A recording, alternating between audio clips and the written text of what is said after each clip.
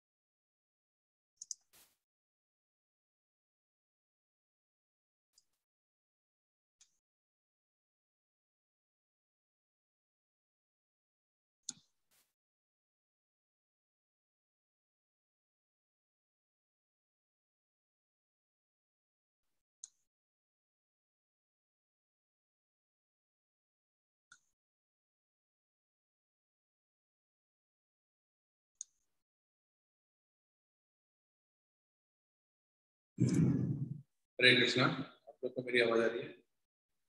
जो लोग ऑनलाइन है, कोई भी जन अपने आप को अनम्यूट करके रिप्लाई दे सकता है।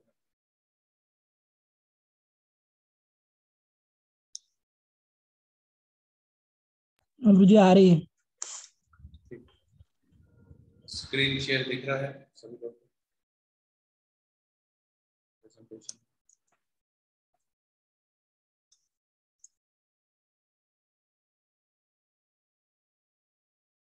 यस गुरु जी।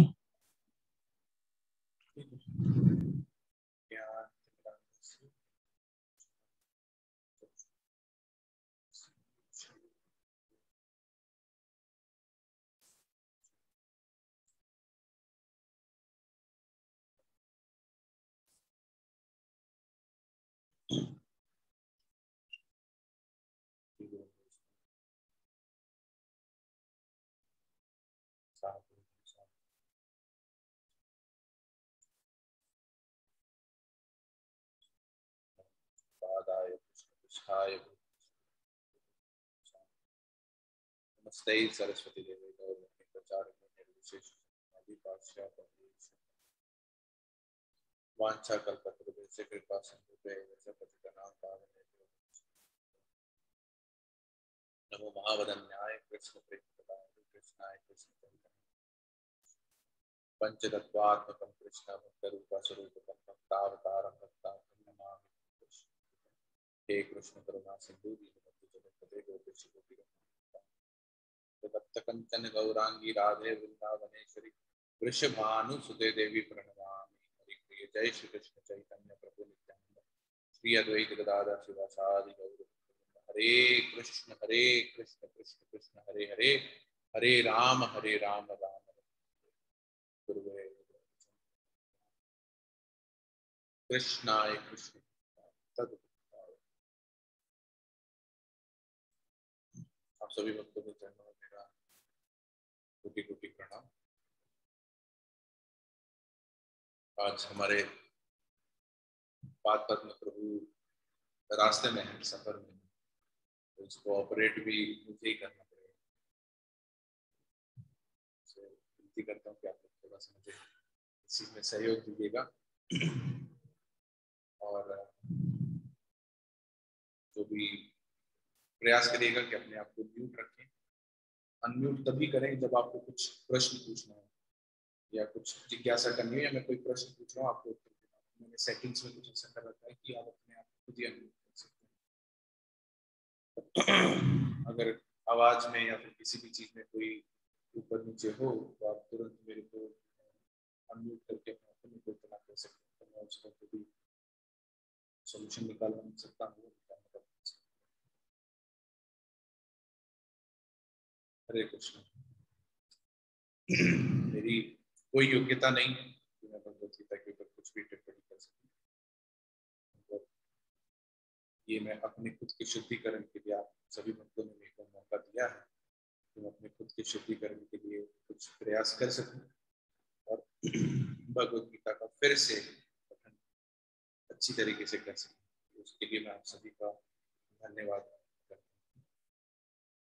हम लोग पहले अध्याय के 2 सत्र कर चुके थे। आज हम लोग तीसरे सत्र पे जाएंगे, जो कि श्लोक संख्या 24 से श्लोक संख्या 46 तक है। क्षमा चाहते हैं कि हम लोग हमारा जो इसके पहले वाला सत्र था, जो कि फ्राइडे को होना था, वो हम नहीं कर पाए, क्योंकि हम लोग दीक्षा के समारोह के लिए हमें निकलना पड़ा। तो रास्ते में होने के कारण हम वो सत्र नहीं कर पाए। आज हम उस चीज को पहले कवर करेंगे। आज हमारा जो श्लोक संख्या है वो 24 से लेकर के 46 तक है, जिसका पहले अध्याय का जिसका नाम है अर्जुन विषाद योग। क्या कोई भक्त बता सकता है कि विषाद का क्या मतलब है?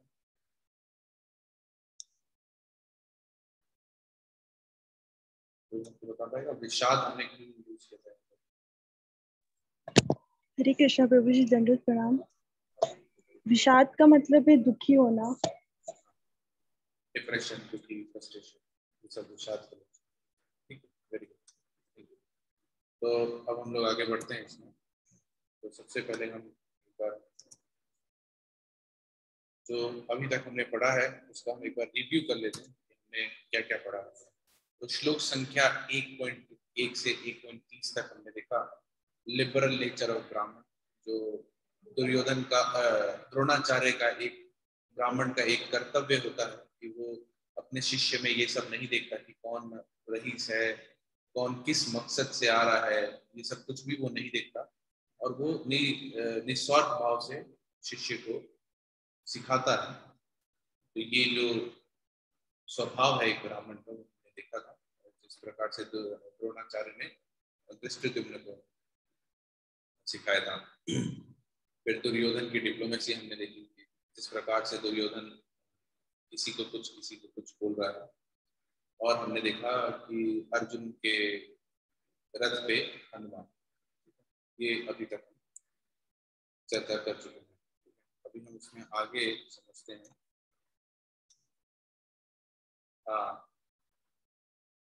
टेक्स्ट 1 में श्लोक संख्या 8, पहले में श्लोक संख्या 8 है।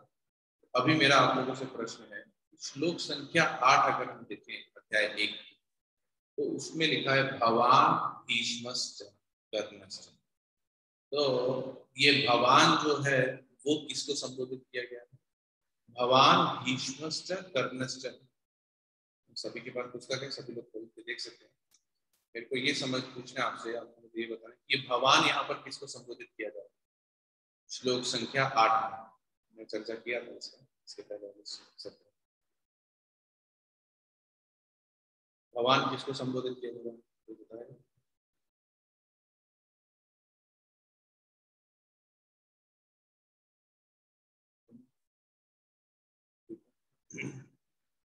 भगवान यहाँ पर जो है वो द्रोणाचार्य को संबोधित किया गया। आप लोग को मेरी आवाज आ रही है ना बराबर?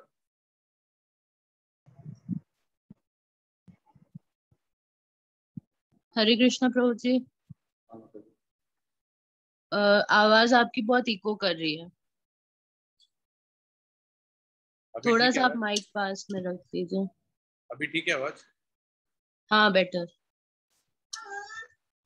Thank you. तो हमने चर्चा किया था कि ये भगवान जो है किसको संबोधित किया जा रहा है? भगवान जो है द्रोणाचार्य को संबोधित किया। तो अब इसमें है पहले भगवान भीष्मश्च। तो भीष्म जो है वो द्रोणाचार्य से भी बड़े हैं। तो यहाँ पर पहले दुर्योधन ने भीष्म को संबोधित क्यों नहीं किया? पहले द्रोणाचार्य को संबोधित क्यों किया?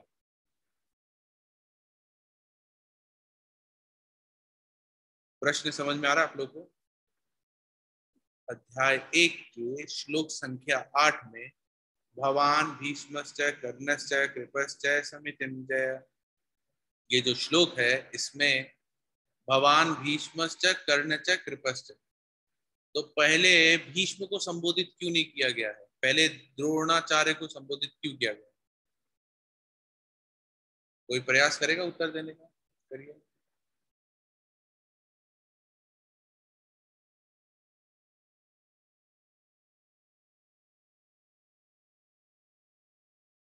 हरे कृष्णा, आवाज आ रही है ना मेरी?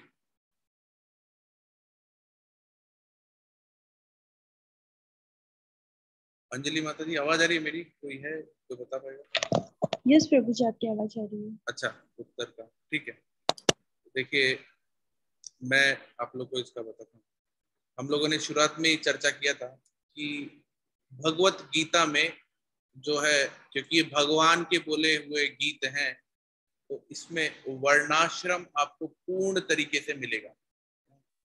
तो भगवत गीता जो है उसमें आपको पूर्ण तरह से वर्णाश्रम सिस्टम मिलेगा। तो अगर हम वर्णाश्रम के हिसाब से देखें तो चाहे उम्र में कोई भी बड़ा हो, मगर पहले कौन आएगा? ब्राह्मण आएगा। और वो ब्राह्मण भी अगर गुरु है तो सबसे पहले ब्राह्मण, क्षत्रिय, वैश्य, शूद्र, ये हमारी वर्णाश्रम की सिस्टम होता है। तो वर्णाश्रम का अगर हम सिस्टम को देखें तो सबसे पहले ब्राह्मण आएंगे। ब्राह्मण कौन है? द्रोणाचार्य। वो पहले क्यों आए? क्योंकि वो गुरु है। फिर आए भीष्म, क्योंकि भीष्म क्या है? क्षत्रिय है। ये इसका एक चीज है। अच्छा, आप लोग बताइए अब कि पहले अध्याय में अभी तक अपन ने जो पढ़ा है उसमें पांडव के विजय के कौन कौन से लक्षण दिखाई दे रहे हैं? कौन कौन से लक्षणों के बारे में बताया गया है जिससे ये पता पड़े कि इससे पांडव की जीत हो रही है? तो यह जो प्रयास करेगा। आप लोगों ने लगता है घर पे पढ़ा नहीं इसको, पुस्तक को। तो यह जो बताएगा कैसे हमें पता पड़ रहा है कि पांडव इसमें जीत रहे हैं। हम आगे बढ़ते हैं। सबसे पहले धर्म क्षेत्र कुरुक्षेत्र। ये जो युद्ध हो रहा है ये कहाँ पर हो रहा है? ये धर्म क्षेत्र है। धर्म क्षेत्र मतलब धर्म कौन है यहाँ पर? भगवान स्वयं धर्म रूप में विराजमान। दो इसके एंगल से हम समझ सकते हैं। एक तो भगवान खुद धर्म के रूप में विराजमान है, दूसरा हम ये समझ सकते हैं कि जिसके साइड भगवान है वो धर्म हो जाता है अपने आप। तीसरा हम ये समझ सकते हैं कि युधिष्ठिर जो है वो धर्मराज कहलाते हैं, इसलिए भाई धर्म जीतेगा। तो धर्म की ही विजय होगी। क्यों? क्योंकि ये जो क्षेत्र है ये धर्म क्षेत्र है। दूसरा, हमने और उपनिषदों से और अलग अलग पुराणों से ये समझा था कि क्यों कुरुक्षेत्र में देवता लोग जो है वो धर्म के कार्य किए जाते थे जिससे कि उनको वहां पर फलीभूत होता। दूसरा, प्रेजेंस ऑफ माधव। पांडवों के साथ कौन है? पांडव के साथ माधव। माधव का मतलब क्या है? Husband of good Fortune. मतलब पांडवों की जय जय ही होनी, विजय विजय ही होनी। सारा फॉर्च्यून, सारा गुड फॉर्च्यून जो है वो पांडवों के पास आना है। क्यों? क्योंकि उनके साथ कौन है? माधव। तीसरा हमने देखा था ये जो चैरियट है, इंडेस्ट्रक्टिबल चैरियट गिवन बाय अग्नि। तो ये इसका भी एक स्टोरी है। अग्नि ने क्यों दिया? अग्नि ने बेसिकली वायुदेव को कहा था अर्जुन को गांडीव देने के लिए और ऐसा रथ देने के लिए। क्यों वायुदेव को किया था? इसके पीछे ये है कि जब लाक्षागृह में पांडवों का घर जलाया गया था तो उस समय इंद्र जो है वो क्रोधित हो गए। क्यों? क्योंकि अर्जुन जो है वो इंद्र के पुत्र है। तो इंद्र क्रोधित हो गए और इंद्र ने अग्नि को दौड़ाया था। तो इंद्र से अग्नि को अर्जुन ने बचाया था। तो जब अर्जुन ने इंद्र से अग्नि को बचाया तब फिर इंद्र ने अग्नि ने उनको कहा कि मैं आपको ये वर देता हूं। तो फिर इसलिए अग्नि ने ये रथ और मतलब वायु को कहा कि ये रथ और गांडी जो है तुम अर्जुन को दो। तो इस प्रकार से ये पूरा वृत्तांत होता है।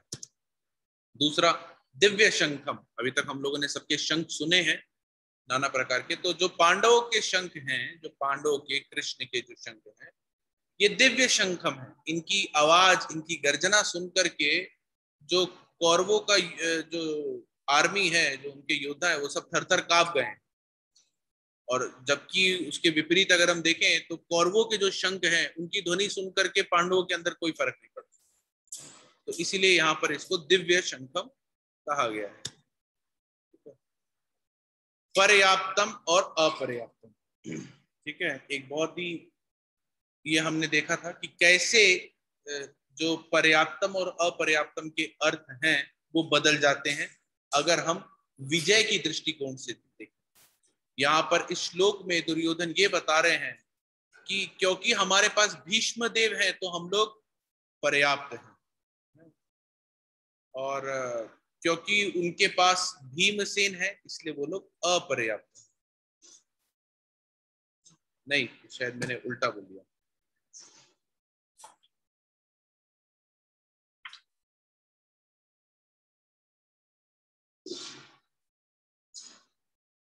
हाँ, क्योंकि हमारे पास बलम भीष्म भीष्मा भी रक्षितम अपर्याप्तम, क्योंकि हमारे पास भीष्म देव है इसलिए हम लोग अपर्याप्त हैं, मतलब हमारे को कोई विजय, मतलब हमारी जो शक्ति है वो अपर्याप्त है।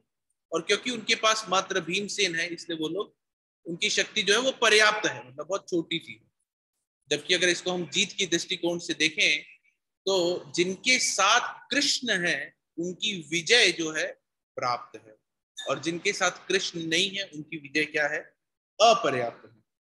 अगर हम इसको अपने जीवन में देखें कि भाई भगवत गीता के का हमारे जीवन में क्या है, प्रैक्टिकल एप्लीकेशन क्या है, तो इससे हमें ये समझ में आता है कि हम लोग अपने जीवन में नाना प्रकार के प्लान बनाते हैं, ठीक है, नाना प्रकार की योजनाएं बनाते हैं, प्लान बनाते हैं, अपने जीवन को जीने का, आगे भविष्य का, ये सब योजनाएं हम बना के रखते हैं। यहाँ पर अगर हम देखें तो दुर्योधन भी अपनी सेना का पहले वर्णन कर रहा है कि देखो मेरी सेना में ये महारथी हैं, ये ऐसे ऐसे हैं, इसलिए मेरी सेना की जीत, भीष्म देव भी है मेरी सेना में इसलिए मेरी सेना की जीत जो है वो अपर्याप्त है, मतलब हमारी जो शक्ति है, जीतने की शक्ति जो है वो अपर्याप्त है। तो इसी तरह हम लोग भी अपनी सिक्योरिटी को लेकर के, भविष्य की सिक्योरिटी को लेकर के नाना प्रकार के योजनाएं बनाते हैं कि क्योंकि मेरे पास ये है, मैंने ये कर लिया, मैंने यहाँ पर ये डिपॉजिट कर लिया, यहाँ पर ये कर लिया, ऐसा कर लिया, वैसा कर लिया, ये सब मैंने कर लिया, इसलिए मेरी अब सिक्योरिटी जो है, मेरा भविष्य जो है वो संतुष्ट है, उसमें कोई दिक्कत नहीं। मगर हम जो मुख्य एक चीज होती है वो भूल जाते हैं। हम हमारी सारी प्लानिंग में कृष्ण और कृष्ण की शक्तियों को भूल जाते हैं। कृष्ण की शक्ति यानी ये जो तीनों गुण है, काल है, ठीक है, ये सब जो है कृष्ण की शक्तियां हैं, प्रकृति है, ये सब कृष्ण की शक्ति है।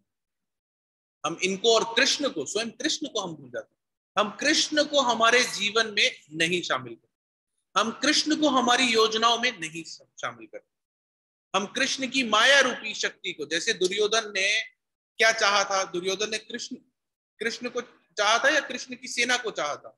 दुर्योधन ने कृष्ण की सेना को चाहा था कि भाई मुझे कृष्ण की सेना चाहिए है, एक अकेला कृष्ण क्या करेगा, वो भी उसने कह दिया कि मैं इस युद्ध में शस्त्र नहीं उठाऊंगा, तो वो तो किसी काम का ही नहीं, फिर मेरे को वो नहीं चाहिए, मेरे को उसकी सेना चाहिए। तो हमको जीवन में क्या चाहिए, हमको कृष्ण नहीं चाहिए है, कृष्ण क्या काम का, वो तो बैठा, वो तो कुछ करता भी नहीं है। हमको क्या चाहिए, हमको कृष्ण की माया चाहिए जो हमें दिख रही है, हमें वो चाहिए, हमें कृष्ण नहीं चाहिए। मगर जिन पुरुषों ने अपने जीवन में कृष्ण को अपनाया है और कृष्ण को अपने जीवन में रखते हुए अपने जीवन की योजनाएं बना रहे हैं, उनका जीवन सफल होने के लिए पर्याप्त है। और हम लोग कितने भी अपनी योजनाएं बना लें, अगर कृष्ण हमारे जीवन में नहीं है तो वो सारी योजनाएं होने के बाद भी हमारा जीवन जो है वो अपर्याप्त, हमारी योजनाएं जो है वो कैसी हैं, अपर्याप्त, उन योजनाओं का फल भी अपर्याप्त, उनसे हमें कुछ हासिल नहीं।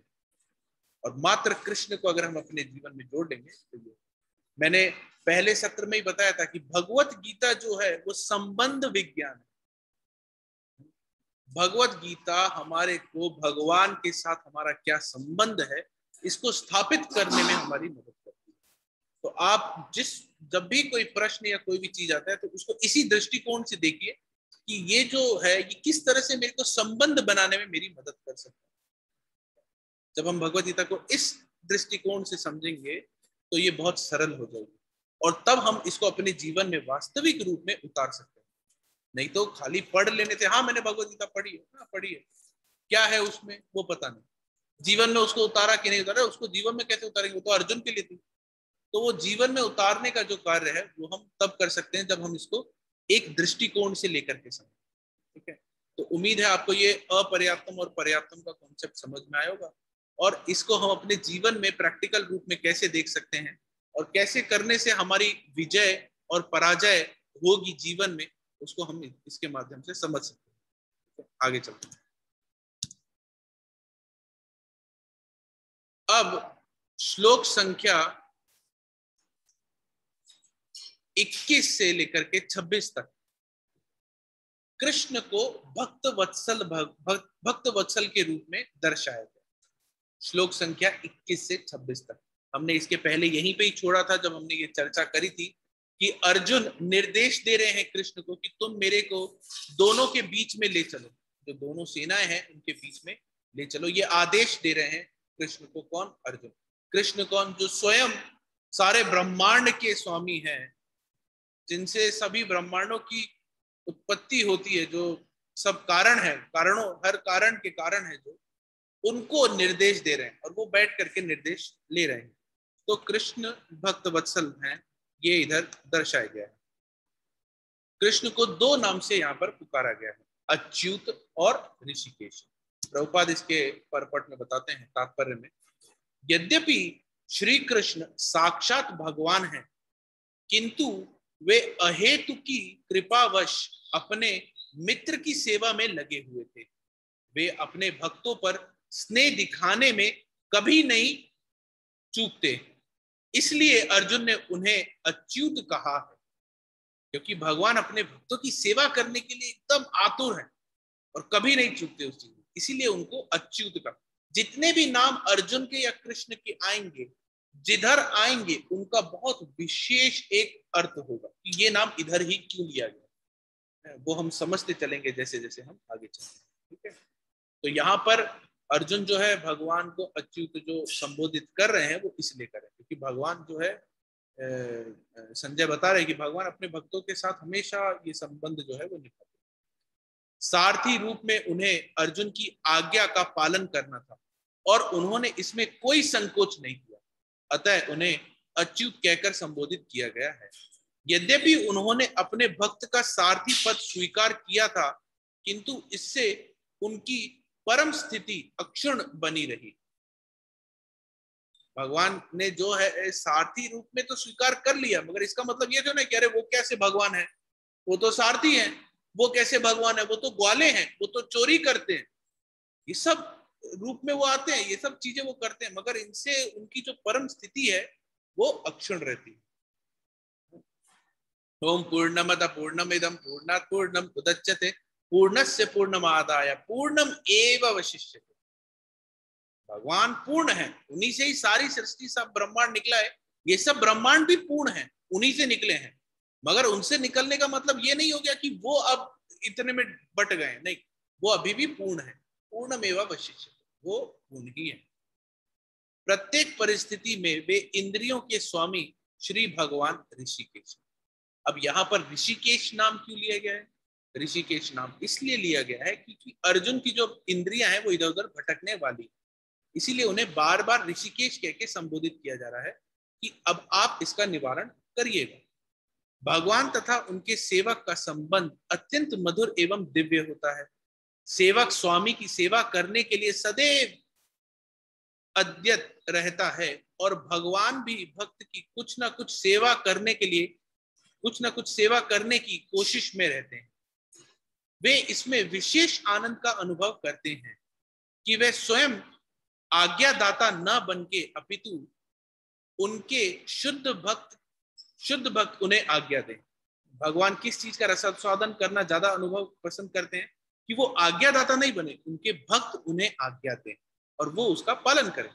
चूंकि वे स्वामी हैं, अतः सभी लोग उनके आज्ञा पालक हैं और उनके ऊपर उनको आज्ञा देने वाला कोई नहीं है, किंतु जब वे देखते हैं कि उनका शुद्ध भक्त आज्ञा दे रहा है तो उन्हें दिव्य आनंद मिलता है, यद्यपि वे समस्त परिस्थितियों में अच्युत रहने वाले। यहाँ पर इस माध्यम से प्रभुपाद समझा रहे हैं कि भगवान का नाम इन ये श्लोकों में अच्युत और ऋषिकेश के नाम से भगवान को क्यों संबोधित किया गया है और यहाँ पर भगवान की भक्त वत्सलता जो है उसको दर्शाया जा रहा है। अब अपन देखते हैं श्लोक संख्या 24 पर।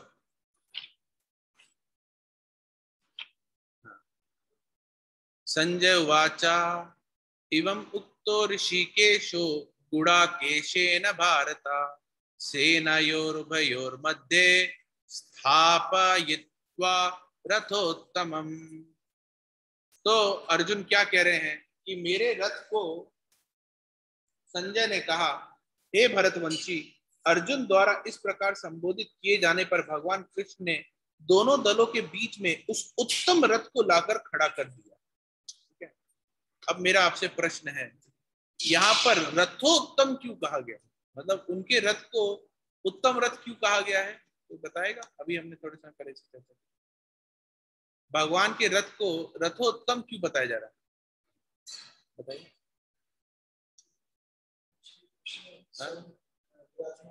हाँ हाँ, ठीक है, उसके डिस्क्रिप्शन प्रभु जी यहाँ दे रहे हैं कि उसमें स्वयं भगवान कृष्ण है, हनुमान है, और वो रथ जो है मूलतः ये है कि वो रथ जो है वो दिव्य रथ है, अग्निदेव ने उसको दिया है। तो उसको अग्नि मतलब वो रथ खत्म हो ही नहीं सकता, वो ऐसा रथ है, उसको आप कितना भी जलाने का, खत्म करने का, विस्फोट करने का शस्त्रों से प्रयास करें, कुछ नहीं हो सकता, इसलिए उसको रथोत्तम कहते हैं। दूसरा, यहाँ पर गुड़ाकेश बताया जा रहा है। गुड़ाकेश का अर्थ होता है, एश का मतलब होता है, ईश का मतलब होता है भगवान, और गुड़ा का मतलब होता है निद्रा, यानी जिसकी निद्रा के ऊपर जीत हो उनको गुड़ाकेश कहा जाता है। हम लोग के एक बहुत ही विशेष भक्त हैं जो हमें निरंतर रूप से सानिध्य अपना देते रहते हैं, श्रीमान गुड़ाकेश प्रभु जी। तो ये उन्हीं का नाम, मतलब उनका नाम भी इसी प्रकार से पड़ा है, और हम देख सकते हैं कि उन्होंने भी कैसे अपने जीवन में निद्रा के ऊपर जीत की। तो गुड़ाकेश बेसिकली अर्जुन का नाम है, अर्जुन को गुड़ाकेश कह के संबोधित किया जा रहा है। क्योंकि अभी ये प्रश्न आता है कि अर्जुन ने अपनी निद्रा के ऊपर कैसे जीत हासिल करी। अर्जुन ने अपनी निद्रा के ऊपर इस प्रकार से जीत हासिल करी है क्योंकि अर्जुन सोते जागते उठते बैठते भगवान का नाम लेते, भगवान का नाम, भगवान की गुण, भगवान की लीलाएं, भगवान का चिंतन, इसी में अर्जुन जो है हर समय रहते हैं। बताते हैं कि जब अर्जुन सोते हैं तो उनके रोम मात्र से भगवान का नाम आता है, मुंह से नहीं, हर जगह से भगवान का नाम आ रहा है। ठीक है, तो ये उनकी भगवान के प्रति शरणागति। इसीलिए भगवान ने अपने भक्त का, जो भक्त भगवान को शरणागत हो जाता है, फिर भगवान उसकी सभी प्रकार से रक्षा करने के लिए खुद आते हैं। ठीक है, ये दृष्टांत हमें यहाँ से समझ में आ सकता है, ये दर्शाया जा रहा है। और ये जो अभी चल रहा है श्लोक, इसका थीम भी यही है कि भगवान जो है वो कैसे भक्त बन सकते।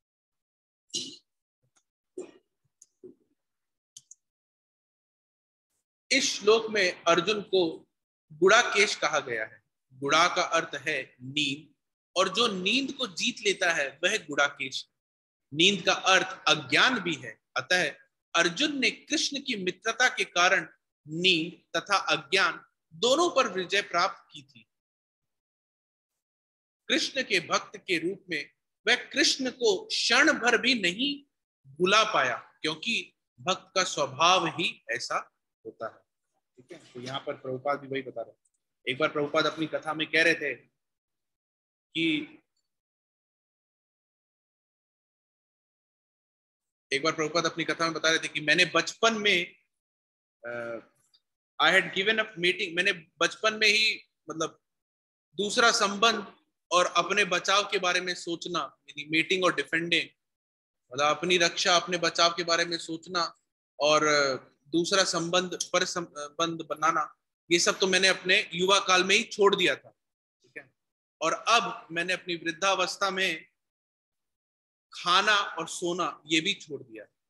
हम प्रभुपाद के जीवन से देख सकते हैं कि प्रभुपाद के जीवन काल में प्रभुपाद खाली कुछ घंटों के लिए सोते थे, 2-3 घंटों के लिए, 3-4 घंटों, बस 2-3 घंटों के लिए। इसी प्रकार से हमारे एक आचार्य रहे भक्ति विनोद ठाकुर, वो भी खाली मुश्किल से 2-3 घंटे सोते।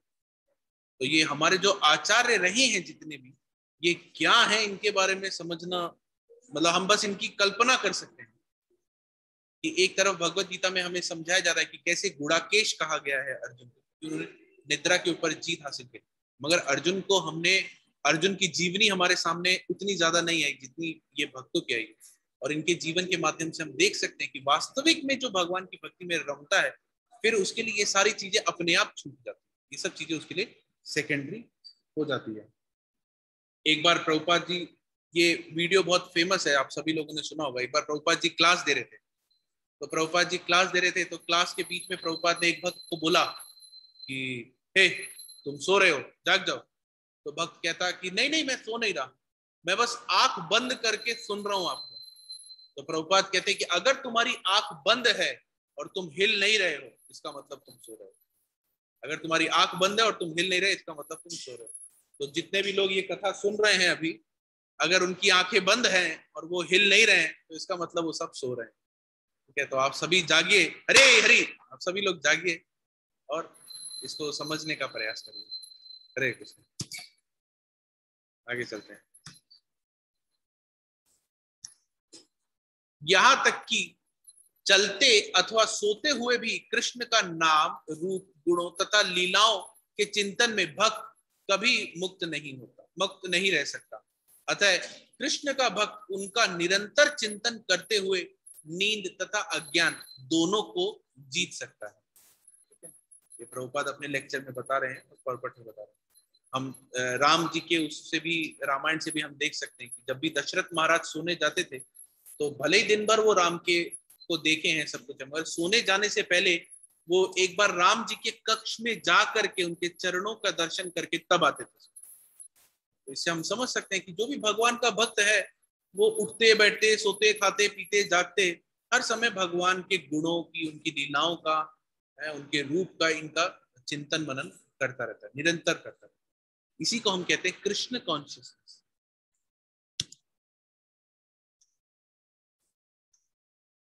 अब हम समझते हैं हमारा जो आज का मुख्य विषय है कि अर्जुन ने कौन कौन से कारण बताए कि वो युद्ध नहीं कर रहे। आप सभी लोग इसको बहुत ही ध्यानपूर्वक समझिएगा, क्योंकि जब मैं ये बता रहा हूं कि ये भगवत गीता हमारे लिए है, तो ये जो कारण है ये हमारे कारण, हमारे किस चीज के कारण है। जब मैंने ये बताया कि भगवत गीता जो है वो संबंध ज्ञान है, आपका आपके भगवान के साथ यानी कृष्ण के साथ संबंध बनाने के लिए भगवत गीता है। ठीक है, अब वो संबंध बनाना हर जीव का प्राय कर्तव्य है, मगर हम उस संबंध बनाने में क्यों फेल हो जाते हैं, हम वो संबंध क्यों नहीं बनाना चाह रहे हैं, हमारे सामने क्या क्या परेशानियां आती, ये सब के सब अर्जुन ने कवर किया। अर्जुन ने आप सभी, हम सभी लोग का अर्जुन जो है रिप्रेजेंटेटिव है वहां पर भगवान के सामने, और वो सारी चीजें बता रहा है जो कि उसने वहां पर करी है, जिसकी वजह से हम नहीं कर पाते। ठीक है, तो अब हम समझते हैं इसको एक एक, क्योंकि कैसे हमारे जीवन में, हमारे भक्ति में ये सब चीजें आती है। तो सबसे पहला जो अर्जुन बता रहे हैं, किसी ने घर पे ये श्लोकों का पठन किया था 24 से लेकर के 46 तक, किसी ने पढ़ा? नहीं, मुझे भी लग नहीं रहा किसी ने पढ़ा।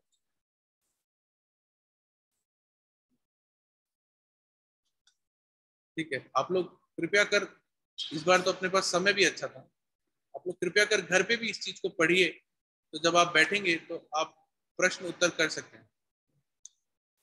तो सबसे पहला जो श्लोक आ रहा है, जो सबसे पहला तर्क अर्जुन दे रहे हैं कि उन्हें क्यों युद्ध नहीं करना है, वो है कंपैशन यानी करुणा।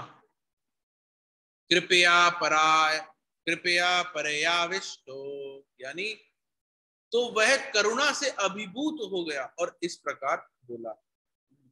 अर्जुन जो है वो करुणा दिखा रहा था। ठीक है, मैं ये श्लोक पढ़ के आपको समझाता हूँ, कुछ श्लोक में आ रहा है।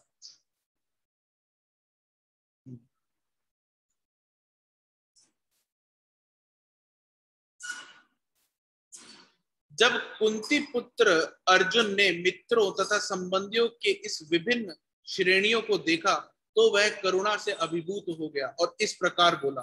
अर्जुन ने कहा, हे कृष्ण, इस प्रकार युद्ध की इच्छा रखने वाले अपने मित्रों तथा संबंधियों को अपने समक्ष उपस्थित देखकर मेरे शरीर के अंग कांप रहे हैं और मेरा मुंह सूख रहा है। अभी हमने जो पिछला सत्र किया था उसमें हमने चर्चा करी थी कि अर्जुन कितना बलशाली है, किस प्रकार का योद्धा है, कितना बड़ा क्षत्रिय योद्धा है, उसके पास कौन कौन से अस्त्र शस्त्र हैं, सब चीज हमने चर्चा करी। वो इसी समय के लिए करी थी कि ऐसा बलवान व्यक्ति ये कह रहा है कि मैं अभी, मेरे अंग कांप रहे हैं और मेरा मुंह सूख रहा है। तो अब मेरा प्रश्न आप सभी लोगों से आता है कि ऐसा अर्जुन ही क्यों सोच रहा है, दुर्योधन ऐसा क्यों नहीं सोच रहा?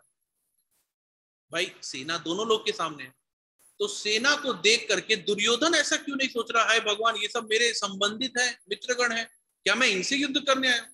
दुर्योधन ऐसा नहीं सोच रहा, अर्जुन क्यों सोच रहा है ऐसा? बताइए, प्रयास करिए।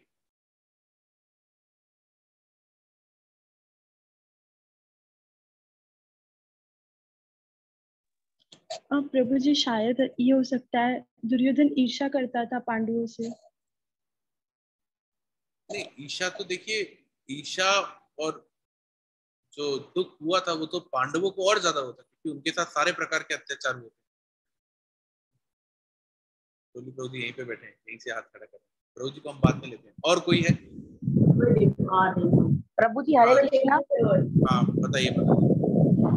अर्जुन हमेशा सच्चाई के रास्ते पर चला, इसीलिए हमेशा सच के साथ चले, इसीलिए। नहीं ठीक, ये उतना अप्रोप्रिएट नहीं है, मतलब और है इसका एक अर्थ। क्योंकि प्रभु जी अर्जुन वैष्णव था और वैष्णव का कर्तव्य होता है कि कोई व्यक्ति बुरा हो या मतलब अच्छा हो सबका। अर्जुन भक्त है, ये भक्त के लक्षण है, ये दैत्यों के लक्षण नहीं है, या ये जो अभक्त है उनके लक्षण नहीं, ये भक्तों के लक्षण है। अर्जुन भक्त है भगवान। तो हम समझ सकते हैं कि भक्त और अभक्त में क्या अंतर है। भक्त में करुणा होती है। हाँ प्रभु जी बताइए। प्रभु जी अर्जुन भगवान श्री कृष्ण के भक्त थे और भक्तों में पर दुख दुखी जिसे कहा जाए। बिल्कुल सही। तो अर्जुन जो है भगवान का भक्त है, और भक्त होने के कारण उसके अंदर ये सारे जो गुण थे वो स्वाभाविक रूप से आए। अब मगर अब एक और प्रश्न, पहले हम इसको पूर्ण कर लेते हैं कि प्रभुपाद ने क्या कहा। प्रभुपाद लेक्चर में बता रहे हैं, because he is a devotee, that is the difference. क्योंकि वो भक्त है, दुर्योधन भक्त नहीं है, ये इन दोनों में अंतर है। एक भक्त जो है वो इस प्रकार से सोचता है, एक भक्त कभी नहीं चाहता कि वो किसी की हत्या करे, एक चींटी की भी हत्या करना नहीं चाहता, भले ही उसके ऊपर कितनी सारी विपदा क्यों नहीं आ जाए। फिर भी अगर किसी को मारने के बारे में आया तो वो खुश नहीं होता है। ये वैष्णव होता है, ये भक्त होता है। वो सबको क्षमा करने के लिए तैयार रहता है। उसका जो सबसे बड़ा शत्रु है उसको भी वो क्षमा करने के लिए तैयार रहता है। ये भक्त के लक्षण। तो हम सभी लोग भक्ति मार्ग में चल रहे हैं, तो हमें प्रयास करना चाहिए कि अगर अनजाने अनजाने में किसी से कुछ भी हो जाए तो हम प्रयास करें कि हम उसे क्षमा करें और आगे बढ़ें। अभी कुछ दिन पहले शायद एक पर्व आया था, एक धर्म समूह का एक पर्व आया था जिसमें वो लोग क्षमा याचना मांगते हैं। तो मेरे पास भी ऐसे क्षमा याचना काफी सारे आए थे। तो मैंने कहा उनसे कि आप एक ही दिन क्षमा मांगते हैं कि रोज मांगते हैं? ऐसा तो नहीं कि आज क्षमा मांगा कल से फिर से शुरू। तो हमें प्रयास करना चाहिए कि हमें नित्य प्रतिदिन वैष्णव से क्षमा मांगनी चाहिए, और जो भक्त बनने का प्रयास कर रहे हैं उन्हें प्रयास करना चाहिए कि वो सबको क्षमा करते चले। वो भक्ति जीवन में अगर आगे बढ़ना चाहते हैं तो उन्हें ये कुछ गुण हैं जिनको अपनाना होगा। अगर हम नहीं अपनाएंगे तो हम उन्हीं चीजों को लेकर के चिंतन मनन करते रहें, तो हमारा ना भक्ति ना भौतिक कोई भी जीवन सही से नहीं चल सकता। इसलिए हमें आगे बढ़ना है। तो ये प्रभुपाद बता रहे हैं कि ये अंतर है। ठीक है, एक बार इसी के ऊपर एक वृत्तांत है, मैं इसके आगे लेता हूं उसको। रीजंस अर्जुन क्यों युद्ध नहीं करना चाहते, ये 28वें श्लोक से लेकर के 45वें श्लोक के बीच में आया है। सबसे पहले अर्जुन बता रहे हैं, अर्जुन वाचा सिद्धंती मम गट्रानि मुखम च परिशुष्यति। मेरा शरीर के अंग कांप रहे हैं और मेरा मुंह सूखा जा रहा है। अब ये प्रश्न आता है कि अर्जुन का पहला जो कारण बताया वो तो करुणा बताया है, तो जब करुणा कारण बताए तो उसके कारण से उसके अंग क्यों कांप रहे हैं और उसका मुंह क्यों सूख रहा है? ये कैसे हुआ? इसका कौन जवाब देगा कि भाई करुणा के कारण उसका अंग क्यों कांप रहा है, मुंह क्यों सूख रहा है?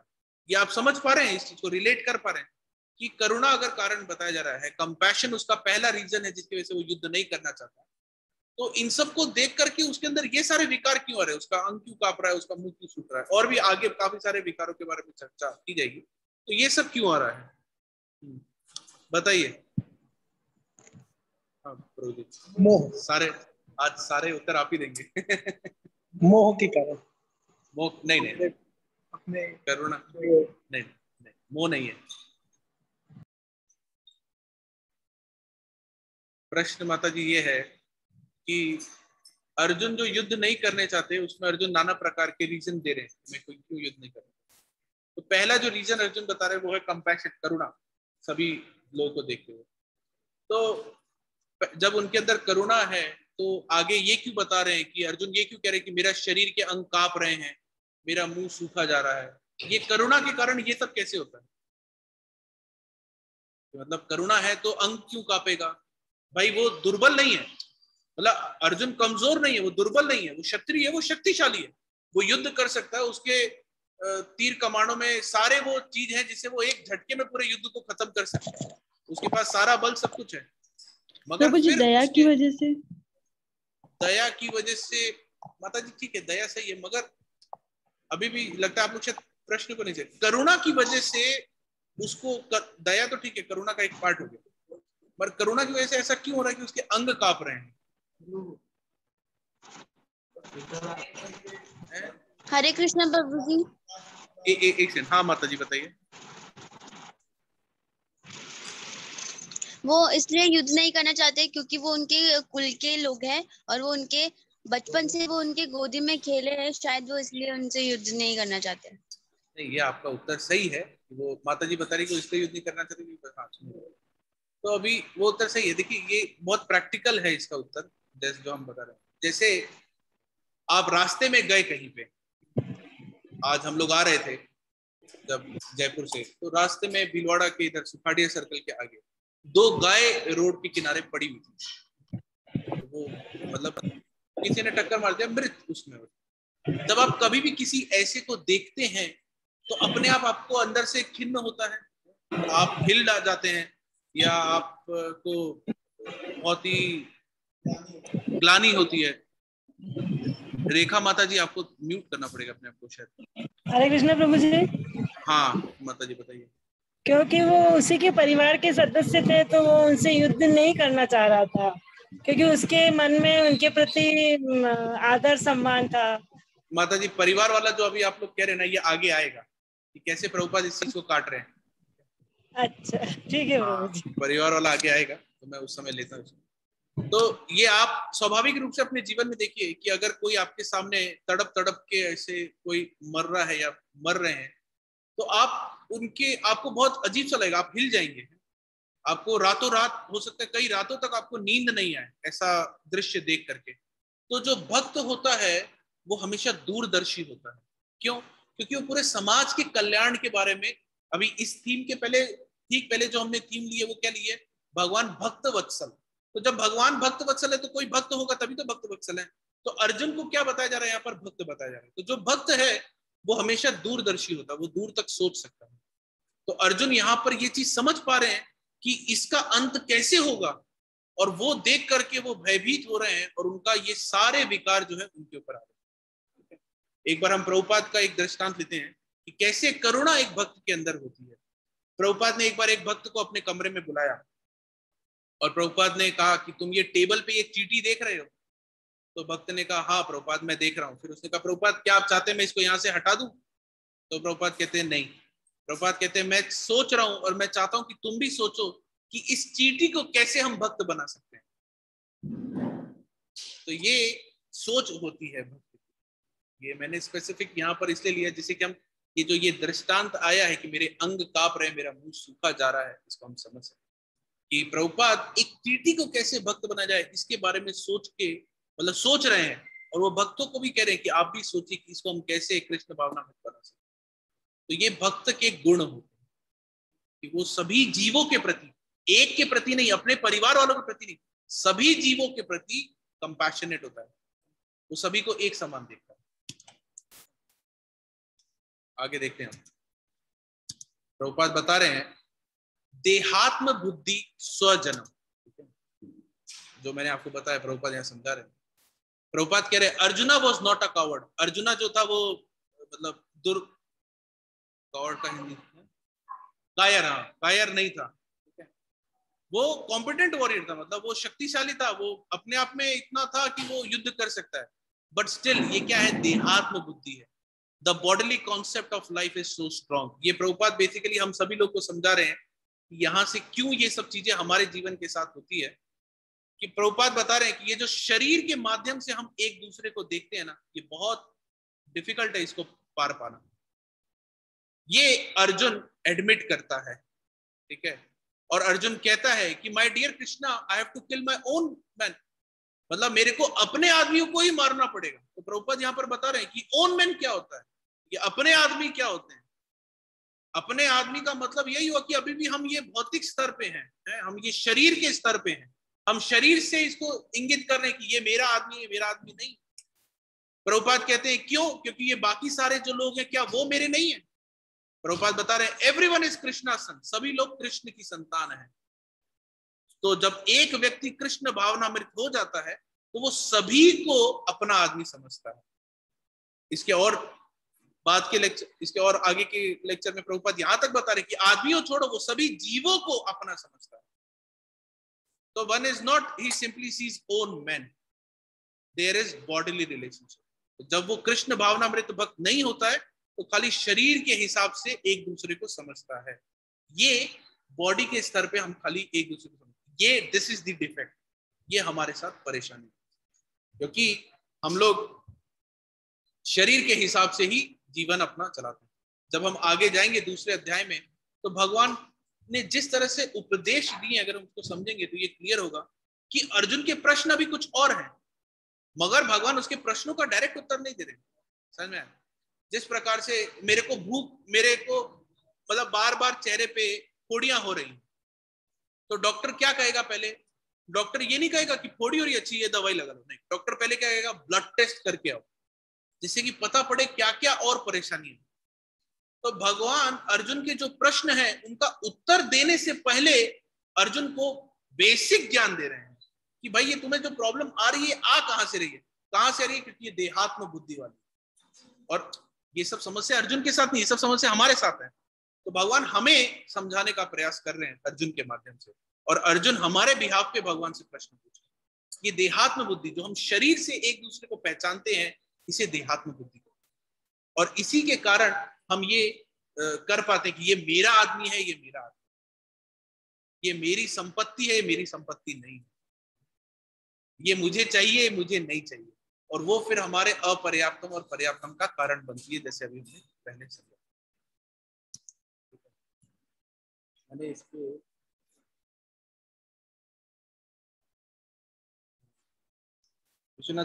विश्वनाथ चक्रवर्ती ठाकुर अपनी कमेंट्री में बता रहे हैं कि जो एक जीव का स्वाभाविक इंटरेस्ट है वो खाली कृष्ण की प्रसन्नता में होता है, कृष्ण के इंटरेस्ट में होता है, मगर हम लोग अपने भौतिक शरीर के माध्यम से अपने भौतिक शरीर की चीजों को तृप्त करने का प्रयास करते हैं। इस वजह से ये सब जो परेशानियां हैं ये हमारे जीवन में हमें भोगनी पड़ती है। जब हम कृष्ण की प्रसन्नता के लिए कार्य करना शुरू करेंगे तो हमें ये सब तकलीफें नहीं होंगी। तो पहला रीजन था कंपैशन, वो हमने चर्चा कर लिया। दूसरा है एंजॉयमेंट, कि मैं एंजॉय किसके साथ करूंगा, मैं मजे किसके साथ करूंगा। सब तो खत्म हो गए। अगर हम लोगों ने एक मर्सिडीज लेके आए, मर्सिडीज लाने के बाद 10 दिन हो गए, घर के बाहर मर्सिडीज खड़ी है और आजू बाजू वाला कोई आया ही नहीं अभी तक बधाई देने, कोई दोस्त आया नहीं बधाई देने। मैं 3-4 बार उसके बगल में खड़े होकर फोटो खिंचा रहा हूँ, सब कुछ कर रहा हूँ। मैंने फेसबुक पे पोस्ट भी डाला मगर अभी तक एक भी लाइक नहीं हुआ। मैंने व्हाट्सएप का स्टेटस भी लगाया मगर किसी ने उसको देखा तक नहीं। तो क्या वो मर्सिडीज आने का खुशी हमें मिलेगी?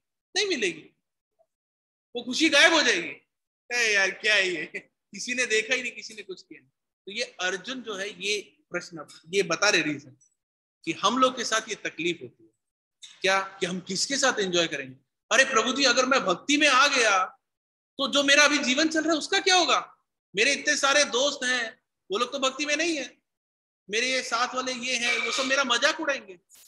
मेरा जो मूल जीवन है, खेलना कूदना मौज करना, उसका क्या होगा फिर। तो ये अर्जुन प्रश्न पूछ, ये अर्जुन रीजन दे रहे हैं हमारे साइड से कि हम क्यों भक्ति में नहीं आना चाहते, या हम क्यों भक्ति में आगे नहीं बढ़ना चाहते, क्योंकि हम दोनों नाव को जीना चाहते हैं ना। अरे प्रभु जी, कथा तो आज आना चाह रहा था, मगर क्या वो रात का सीरियल आता है ना, वो सीरियल मिस नहीं होना चाहिए, वो सीरियल बड़ा अच्छा आता है। तो ये हमारा मनोरंजन है ना, कि अभी हमें ये मनोरंजन भी चाहिए, ठीक है। तो अर्जुन ये प्रश्न, ये फिर हम लोग की तरफ से ये बता रहे कि मनोरंजन एक कारण है जिसके कारण से मैं युद्ध नहीं करना चाहता, क्योंकि फिर मैं मनोरंजन किसके साथ करूंगा। निमित्तानि च पश्यामि विपारितानि केशवा, मैं यहां अब और अधिक खड़ा रहने में असमर्थ हूं, मैं अपने को भूल रहा हूं और मेरा सिर चकरा रहा है। हे कृष्ण, मुझे तो केवल अमंगल के कारण दिख रहे हैं। तो अर्जुन इतने बड़े योद्धा हैं और उनके शरीर में क्या क्या चीजें हो रही हैं, उनका पूरा शरीर कांप रहा है, उनके रोए जो हैं वो खड़े हो रहे हैं, ठीक है। उनका गांडीव, जो कि एक समय पे उनको बहुत ही अभिमान था, या जो कि होना भी चाहिए, क्योंकि वो बहुत ही दिव्य है, उनका शस्त्र भी बहुत दिव्य है। हमने बताया कि वरुण देव ने दिया था अग्निदेव के कहने पे, वो स्टोरी हमने चर्चा करी। वो गांडीव जो है वो सरक रहा है। गांडीव की प्रत्यंचा जब वो चढ़ाते, उसके आवाज मात्र से जो विपक्षी दल होता था वो कांप जाता था कि अरे ये क्या हो गया। ऐसे धनुर्धारी अर्जुन है, वो कह रहे मेरा गांडीव अब सरक रहा है। मतलब वो हो गया, किसी ने IIT IIM निकाल दिया और अब वो कह रहा है कि ये 10वीं 12वीं का एग्जाम मेरे से पास नहीं हो रहा है। तो गांडीव अब उनका सरक रहा है, कह रहे मेरी त्वचा जो है वो जल रही है और मेरे अंदर भय उत्पन्न हो रहा है। फिर बता रहे हैं कि मैं यहां खड़ा नहीं रह सकता, मैं अपने आप को भूल रहा हूं, भ्रमति। फिर माइंड इज, मेरा मन जो है अब स्थिर नहीं है। फिर कह रहे हैं केशव मेरी रक्षा करो। और फाइनली क्या कह रहे हैं कि मुझे क्या हो रहा है, फ्रस्ट्रेशन हो रहा है कि मैं यहां आया ही क्यों। अब ये सब जो अर्थ दिए हैं ये हमारे जीवन के हैं। कुछ साल हो जाता है जब हमें भक्ति जीवन में कुछ दोस्त लोग कहते हैं कि अरे यार तू वहां जा रहा है, क्या कर रहा है तू वहां पर जा करके।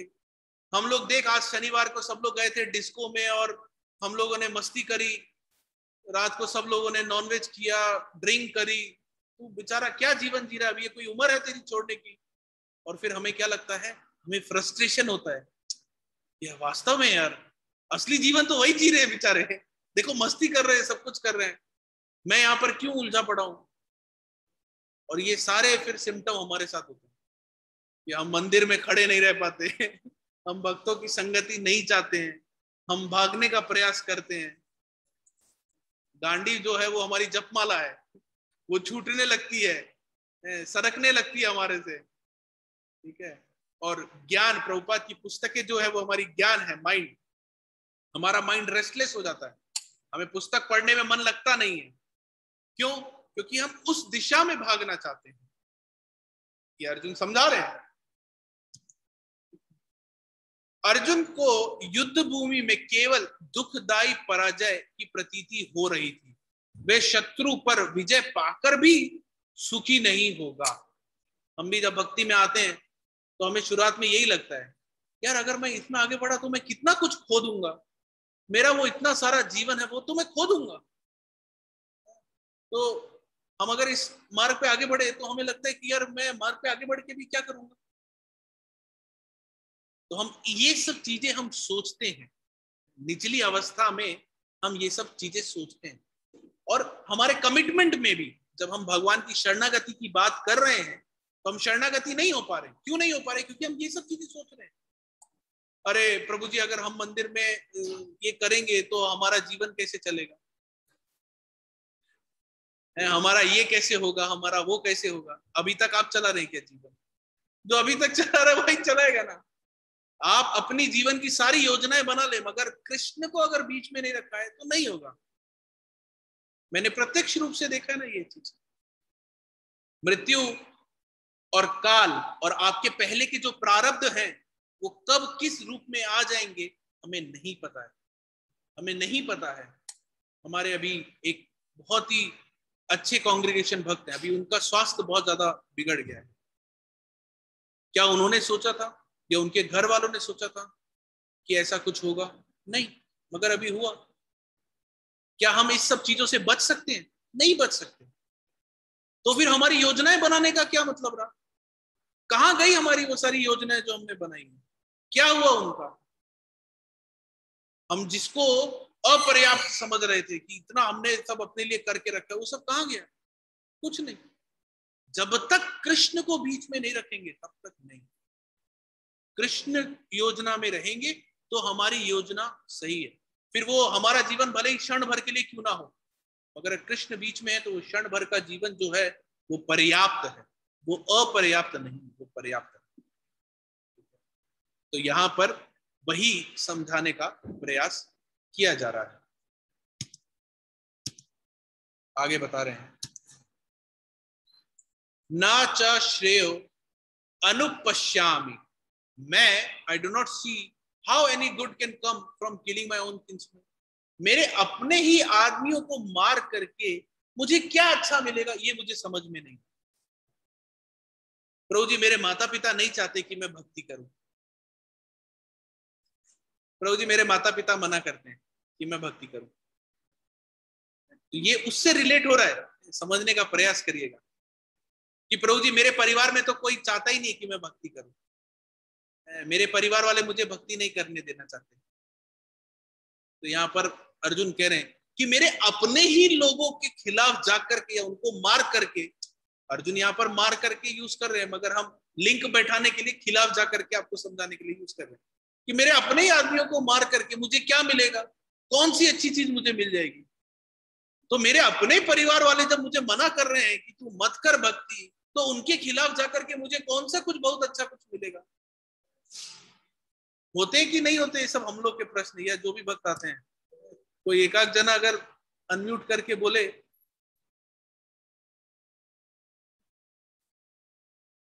हरे कृष्णा ऑनलाइन वाले दर्शक।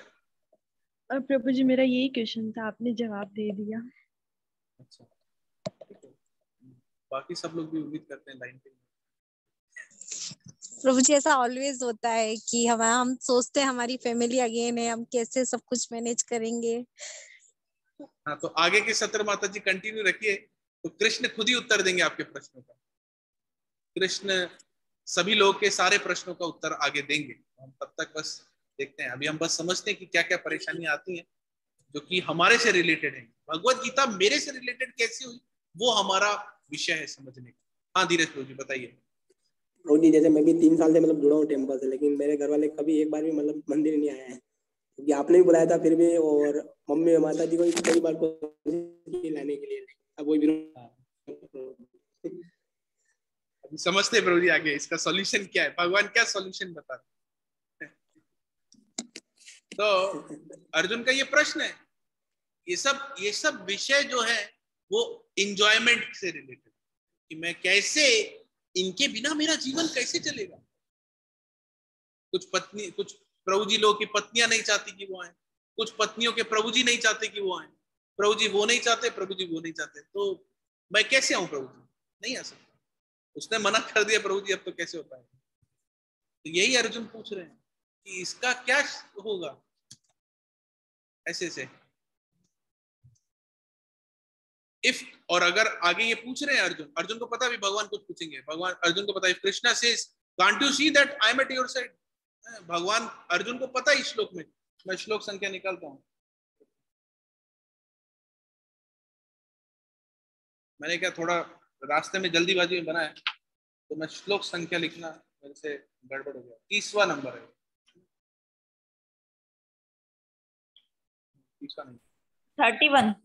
31 ना। अभी अर्जुन खुद ही ये दे रहे हैं कि भगवान हो सकता है ये पूछे कि क्या अर्जुन तुम्हें ये दिखाई नहीं देता कि मैं तुम्हारे साथ हूं। तो अर्जुन बता रहे ना कांक्षे विजयम कृष्ण ना च राज्यम सुखानी च, कि मुझे ये विजय तो चाहिए ही नहीं और मुझे ये राज्य ये सुख ये सब भी नहीं चाहिए, मैं वन में जाने के लिए तैयार हूं। प्रभु जी इधर आप मेरे को कह रहे हो मंदिर आओ, उधर मेरे घर वाले नहीं मान रहे, मुझे तो समझ में ही नहीं आ रहा है मैं क्या करूं। मुझे तो मेरा मन तो करता है ना तो मेरे को मंदिर चाहिए ना मेरे को मेरे घर वाले चाहिए, मन करता है सब छोड़ छाड़ के मैं चले जाऊं। तो ये हम लोग के विचार है। अर्जुन को पता था 5000 साल बाद आकर के लोग कैसे कैसे विचार उत्पन्न करेंगे, तो हम बता रहे हैं उसको। हम लोग कभी भी कुछ भी ऊपर नीचे होता है तो हम सोचते हैं कि अरे प्रभु जी मंदिर में भी तो ये नहीं है और वहां भी ये नहीं है, मन करता है कुछ सही नहीं है, मैं तो छोड़ छाड़ के चले जाऊं। तो ये हमारे विचार है। ना कांक्षे विजयम कृष्ण, चाहिए ही नहीं, ले जाओ, विजय नहीं चाहिए। ना च राज्यम सुखानी च, ये राज्य का सुख भी मेरे को नहीं चाहिए। तो यहां पर प्रभुपाद बता रहे दो तरह की चीजें होती है, एक होता है श्रेयस, एक होता है प्रेयस। श्रेयस मीन्स श्रेय अल्टीमेट गुड, जो फाइनल जो सही है वो, और प्रेयस मीन्स इमीडिएटली पैलेटेबल, मतलब अभी के लिए जो सुखदायी है। प्रभु जी अभी मेरी ये उम्र नहीं है भक्ति करने की, अभी मैं पहले कमाऊंगा, अभी मैं पहले ये सब चीजें करूंगा। ये क्या है अभी, ये अभी मेरे को प्लेजर देगा, जेब में रोकड़ा होगा तभी तो कुछ काम हो पाएगा ना। तो ये क्या करेगा, ये अभी मेरे को सुख देगा। तो ये क्या है, ये प्रेयस है। और श्रेयस क्या है, कई जन्मों तक चला रहेगा। भीष्म देव शैया पे क्यों लेटे थे, 101 साल पहले का उनका कुछ कर्म था वो आया था। ठीक है, हम मगर क्योंकि हम बॉडीली कॉन्सेप्ट में हैं तो हम बस इस शरीर और इस एक जन्म के बारे में सोचते हैं। कल किसने देखा, हम इसलिए हम खाली इस एक शरीर इस एक जन्म के बारे में सोचते हैं। हम आगे बढ़ के और जन्मों के बारे में और चीजों के बारे में नहीं समझते। हमारी बुद्धि जो है समय कुछ समय बाद भक्ति जीवन में बढ़ते बढ़ते इसी प्रकार की हो जाएगी। शरीर है, कपड़ा है ना, कपड़ा बदला, कुछ फर्क पड़ा क्या कपड़े बदले, इसी तरह से शरीर भी बदलेगा। अभी हम बहुत बड़ा सौभाग्य हमारा था जो हम 3 दिन के लिए परम पूज्य गोपाल कृष्ण महाराज से मिल गए। महाराज का उम्र आयु देखिए, और रोज महाराज ऑल्टर में पहुंच रहे हैं आरती करने के लिए। आज महाराज मंगला आरती नहीं जा पाए तो श्रृंगार आरती में आ गए कि भाई मैं आया हूं तो एक ना एक आरती तो पक्का करूंगा। श्रृंगार आरती में, और उसमें चामर चलाना था भगवान को, महाराज चला रहे, उनका पूरा शरीर हिल रहा है, मुंह हिल रहा है। और जो उनके सर्वेंट है उन्होंने बताया कि महाराज का शरीर बहुत दर्द करता है, सब कुछ हो रहा है, मगर महाराज रेस्ट नहीं ले रहे। महाराज से पूछा जा रहा है महाराज मैं थोड़ा सा मसाज कर दूं आपको, महाराज मना कर रहे, कह रहे कि मैं नहीं चाहता कि मैं किसी से सेवा लूं। बॉडी कॉन्सेप्ट में वो है ही नहीं कि क्या चल रहा है, शरीर को क्या चल रहा है क्या नहीं चल रहा है उससे उनको कोई मतलब ही नहीं, उस बारे में वो सोच ही नहीं रहे। तो ये जो शरीर की, ये शरीर का हमारा जो देहात्म बुद्धि की जो हमारा सोच है, भक्ति हमें इससे बाहर निकालती है। भक्ति हमें जन्म मृत्यु जरा व्याधि के चक्र से बाहर निकालती है। भक्ति हमें आदि भौतिक आदि दैविक आध्यात्मिक क्लेश ये सब जितनी भी चीजें हैं इन सब से बाहर निकालती है। तो ये विशेषता है भक्ति, और जिसके साथ में कृष्ण है उसके आगे के जीवन क्या, इस जीवन में सारी परेशानियां कृष्ण खुद आकर के सॉल्व करते हैं। हमने कुछ समय पहले हमारे भक्ति वृक्ष जो चल रहा था उसमें हमने चर्चा करी थी कि जो ग्वाल बाल थे भगवान के साथ, वो क्या असुरों को सोच के ये सोच करते थे अरे भगवान असुर आ गया अभी क्या होगा क्या नहीं, कुछ नहीं। असुर आया, उनको लगा गुफा है ये तो चलो खेलने चलते हैं। अभी टेंशन कौन ले रहा है, अरे टेंशन क्यों ले, क्या ग्वाल बाल टेंशन ले रहे, नहीं, मगर भगवान को पता है अरे यार ये तो गुफा नहीं, ये तो असुर है, हम लोग अंदर जा रहे खेलने के लिए मगर अभी ये खा जाएगा, अभी मेरे को अपने आप को तो छोड़ो, मेरे को इन सबकी रक्षा करनी। टेंशन वाकई में ले कौन रहा है, भगवान ले रहे हैं। और उनको बचाने का प्रयास कौन कर रहा है, भगवान कर रहे हैं। बचाने की योजना कौन कर रहा है, भगवान कर रहे हैं। अगर वो गलत जगह घुस गए हैं वहां से बाहर निकालने की योजना कौन कर रहा है, भगवान कर रहा है। तो हम किस लिए फिर कर रहे हैं, हम क्या करना चाह रहे हैं, हमें खाली एक चीज करनी है, वो क्या है, हमें भगवान को अपने पास रखना। हमें अपने आप को भगवान से संबंध बनाना है, क्योंकि अगर भगवान हमारे साथ है तो हमारी जीत जो है वो पर्याप्त है। जो कुछ भी हमारे पास है वो कैसा है? पर्याप्त है। हमारी जो हैंकरिंग है ना, हैंकरिंग बोले तो लालसा जो है चीजों के बारे में, चीजों का अतिक्रमण करने की, वो सब गायब हो जाए। एक होमवर्क है जो मैं चाहता हूं आप सभी लोग करें, कि मैं आपको मेरी ईमेल आईडी शेयर कर दूंगा।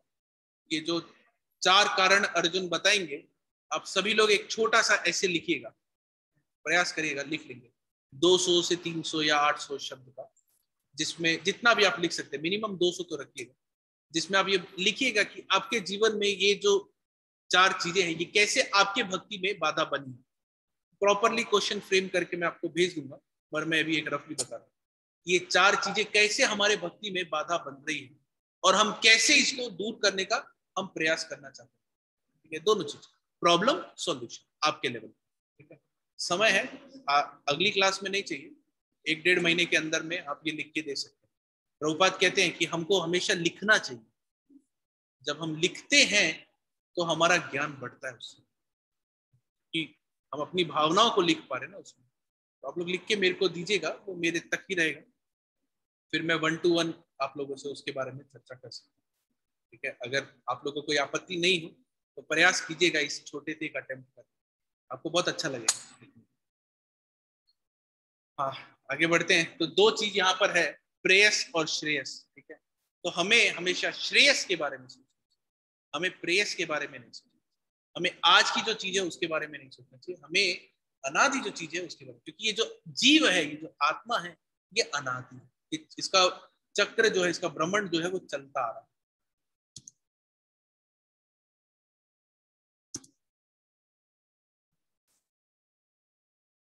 प्रभुपाद बता रहे हैं, he is thinking that Krishna is not important. भगवान कृष्ण जरूरी नहीं है, मेरा परिवार जरूरी है। My family is important. My family, मेरा परिवार। हालांकि वो भगवान का भक्त है, मगर ये therefore कनिष्ठ अधिकारी जो होते हैं, वो जो निचली अवस्था में होते हैं भक्ति की, उस अवस्था में वो भगवान के प्रति कैसे अप्रोच करते हैं, भगवान को कैसे देखते हैं, कृष्ण भावनामृत में क्यों इच्छुक होते हैं, क्यों होते हैं? क्योंकि उनका वास्तविक उद्देश्य क्या होता है? वास्तविक उद्देश्य उनका ये होता है कि मेरा भौतिक जीवन जो है वो सुधर जाए। उनका वास्तविक उद्देश्य ये होता है कि मेरा भौतिक जीवन जो है सुधर जाए। मैं भक्ति में आता हूं, इससे मेरा भौतिक जीवन सुधर जाएगा ना, ठीक है। I can bring Krishna in the midst of my family, मैं कृष्ण को अपने परिवार में शामिल कर लेता हूं, मगर एक शर्त है, कृष्णा मुझे मदद करे कि मैं मेरे जो भौतिक जीवन है इसको अच्छे से आनंद उठा सकूं। अगर ये व्रत करने से मुझे अच्छा पति मिलता है, ठीक है। अगर ये व्रत करने से मुझे धन संपत्ति मिलती है, ठीक है, करूंगा। अगर ये यज्ञ करने से मुझे जॉब लग जाती है, ठीक है, करूंगा। हम भगवान को अपने जीवन में शामिल करना चाहते हैं, मगर क्यों करना चाहते हैं? व्यापार के लिए, व्यापारीकरण के लिए, व्यापार करने, भगवान से सौदेबाजी करने के लिए। अगर ये करने से ऐसा हो जाता है तो ठीक है, तब मैं करूंगा, नहीं होता तो मैं नहीं करूंगा। तो ये प्रभुपाद बता रहे, ये कनिष्ठ अधिकारी की सोच। निचले अवस्था में जो भक्त है वो इस तरह से सोचता है और वो उस तरह से रेसिप्रोकेट करने का प्रयास करता है। हरे कृष्णा।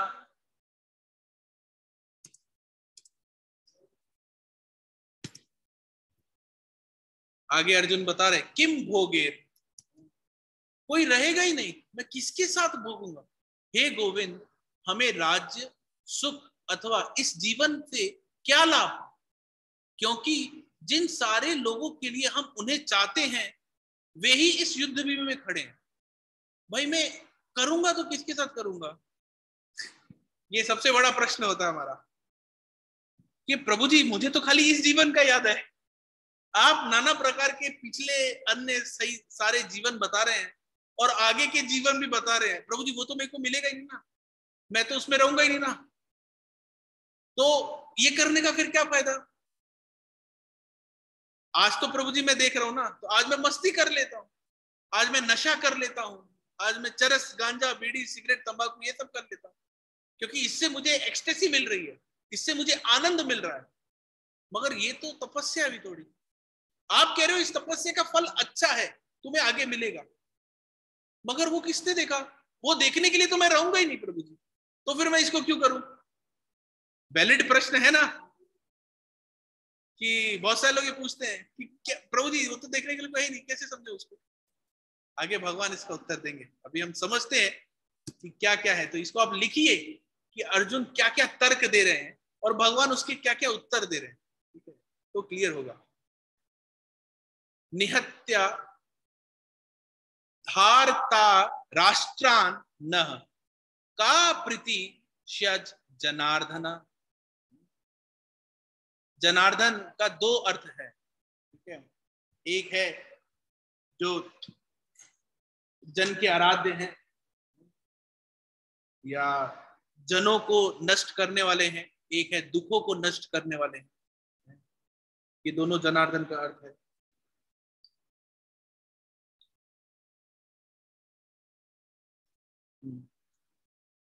मैं देखता हूँ मैं कुछ मिस तो नहीं कर रहा। नहीं, तो बता रहे हैं भला धृतराष्ट्र के पुत्रों को मारकर हमें कौन सी प्रसन्नता मिलेगी, ये अर्जुन कह रहे हैं। तो इसके ऊपर एक विश्वनाथ चक्रवर्ती ठाकुर की एक टिप्पणी आती है जिसमें सॉरी बलदेव विद्याभूषण की टिप्पणी आती है जिसमें बता रहे हैं Arjun not ready to kill और trying to go to forest out of frustration, no hunger no cooking का एक उदाहरण दिया है। बता रहे हैं कि अगर मेरे को भूख ही नहीं है तो मैं खाना क्यों बनाऊं? अगर मेरे को भूख ही नहीं है तो मैं खाना क्यों बनाऊं, क्यों करूं मेहनत? तो वही अर्जुन कह रहे हैं कि अगर मेरे को राज्य चाहिए ही नहीं, मुझे इसकी कोई इच्छा ही नहीं है, तो मैं क्यों युद्ध करूं? छोड़ो सब कुछ, मैं जंगल में चले जाता हूं, मैं वहां अपना जीवन व्यतीत कर लूंगा। कौन अर्जुन कह रहे हैं? जो क्षत्रिय है, ठीक है, वो ये बता रहे हैं।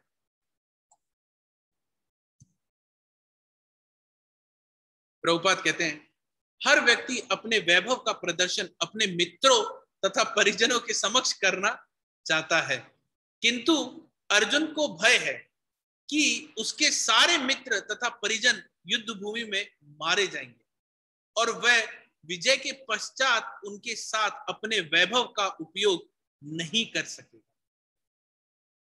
ये प्रभुपाद आनंद के लिए बता रहे हैं कि सभी जीवों का एक ही स्वभाव है, सभी जीव इस प्रकार से कार्य करना चाहते हैं।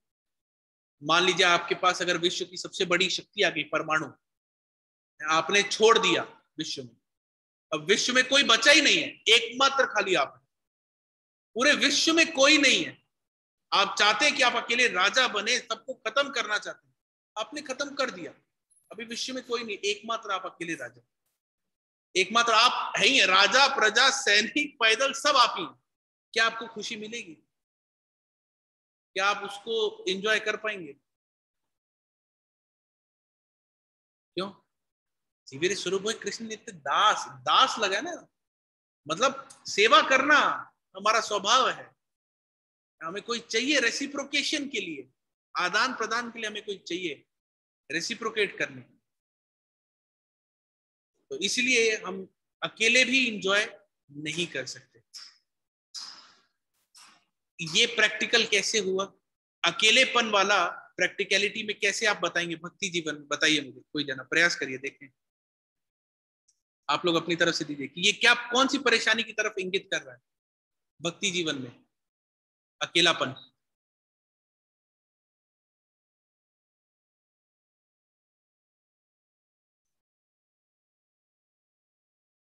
कोई प्रयास करेगा? हाँ धीरज बताइए। प्रभु जी अगर हम अकेले रहेंगे तो हमें मार्गदर्शन करने के लिए कोई नहीं होगा, तो हम फिर भक्ति में प्रगति कैसे करेंगे अकॉर्डिंग टू भक्ति करने के लिए पर्पस? एसोसिएशन ऑफ उसकी तरफ इसको हम सभी चीजों को जब आंसर आएंगे ना भगवान के, तो हम डायग्राम के थ्रू रिलेट करके समझेंगे। अब ये आ गया तीसरा, हमने दो पढ़ लिए। कौन सा पढ़ा हमने? पहला क्या पढ़ा? कंपैशन, ठीक है। दूसरा हमने क्या पढ़ा? इंजॉयमेंट। अब तीसरा fear of sinful reaction. Of यहां नहीं लिखा है, तो फियर ऑफ सिंफुल रिएक्शन। यदि हम ऐसे आतताइयों का वध करते हैं तो हम पर पाप चढ़ेगा। अतः ये उचित नहीं होगा कि हम धृतराष्ट्र के पुत्रों तथा उनके मित्रों का वध करें। अब ये हमारे से कैसे रिलेटेड है? प्रभु जी, हमारे दादा परदादा के जमाने से काली की पूजा चली आ रही है, अगर हम उसको नहीं करेंगे तो हमारे ऊपर पाप चढ़ेगा। हमारे घर खानदान में फंक्शन है प्रभु जी की, हर फंक्शन में हमें नॉनवेज तो खाना ही खाना है, परंपरा चली आ रही है। अगर हमने नहीं करा वो तो हमें पाप लगेगा। अगर हम सोमवार को इनके पास, मंगलवार को इनके पास, बुधवार को इनके पास, बृहस्पतिवार को इनके पास, शुक्रवार, शनिवार, रविवार को इन सब के पास नहीं गए और ये कार्य नहीं किया तो प्रभु जी हमारे को पाप लगेगा। ये तो हमारे को इन सब का पाप चढ़ेगा। सोचते हम ऐसा? आगे बढ़ने से पहले, कृष्ण को समर्पण करने से पहले ये सब विचार आते हैं हमारे पास कि प्रभु जी लगता है जो बुरा हो रहा है मेरे साथ, तो कृष्ण में इधर आए इस वजह से ही हो रहा है, मेरे को एक बार वो सब करने दो। मैं वो नहीं कर रहा हूं ना, उस सब का मुझे पाप लग रहा है, देखो, तो मुझे वो सब करने दो आप। तो अर्जुन कह रहे हैं यदि हम ऐसे आतताइयों का वध करते हैं, मतलब वो एक और जो चीज बता रहे, वो बेसिक उनका पॉइंट ये है कि हम पर पाप चढ़ेगा, हम पाप के भागीदार हो जाएंगे। अगर मतलब कृष्ण का क्या पॉइंट है, भाई मैं खड़ा हूं ना यहाँ पर, तू क्यों सोच रहा है? तो अगर हम कृष्ण को नजरअंदाज करते हैं और ये सब चीजें सोचते हैं तो हम एक और दलील क्या दे रहे हैं कि हम पाप के भागीदार हो सकते हैं, क्योंकि हमारे जो कुल में चला आ रहा है, हमारे जो वंश में चला आ रहा है, हमारे जो परंपरा में चला आ रहा है, हम उसको कैसे छोड़ दें, हम उसको कैसे कर दें। बहुत सारे अलग अलग जब धर्म के धर्मावलंबियों के धर्म के लोग आते हैं तो नाना प्रकार की चीजें देते हैं कि प्रभु जी हमारे यहाँ तो ये सब कुछ होता ही नहीं, हम कर नहीं सकते। हाँ, हरे कृष्णा, तो कुछ कहना चाह रहे हैं क्या? सुरभि उपाध्याय माता जी, ठीक, सॉरी। तो ये हमारे से रिलेटेड है, ये जो चीज है कि हम पाप चढ़ेगा हमारे को, इसलिए हम अवॉइड करने का प्रयास करते हैं।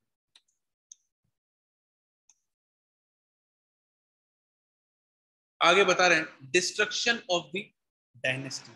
पहले हम ये सोचते हैं कि हमारे को पाप चढ़ेगा, भाई अगर हमने माला उठा के करना शुरू किया तो हमें पाप चढ़ेगा। अगर हमने एकादशी, प्रभु जी एकादशी व्रत का तो नियम लेना पड़ता है, हम लोगों ने पहले से नियम लिया नहीं, अभी हम कैसे नियम ले लें? नया नियम हमारे घर में नहीं लिए जाते, हमारे घर में नए नियम नहीं ले सकते हम। माता जी आप एकादशी करिए, प्रभु जी एकादशी करिए, अच्छा है ये, आप सारे व्रत मत करिए मगर यही एक व्रत करिए वो अच्छा है। नहीं प्रभु जी, हम सब जो चल रहा है उसको कैसे छोड़ सकते हैं, पाप लगेगा प्रभु जी। अभी हम लोगों ने वो व्रत उठाया हुआ है, नियम उठाया हुआ है, हम उसको कैसे छोड़ सकते हैं? और एकादशी का हमने व्रत नहीं उठाया, नियम नहीं उठाया, अभी हम कैसे शुरू कर सकते हैं? पाप लगेगा प्रभु जी। ये हमारी सोच है। आगे अर्जुन बता रहे डिस्ट्रक्शन ऑफ द डायनेस्टी, मेरा कुल पूरा खत्म हो जाएगा, मेरा जो कुल है, मेरा जो वंश है वो खत्म हो जाएगा। कैसे हो जाएगा?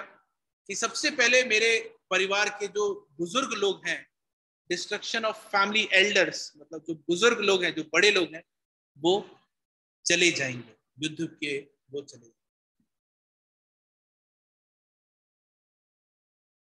आप लोग बताइए कि जो हमारे परिवार के बुजुर्ग लोग होते हैं, उनके परिवार में होने से हमें क्या लाभ मिलता है?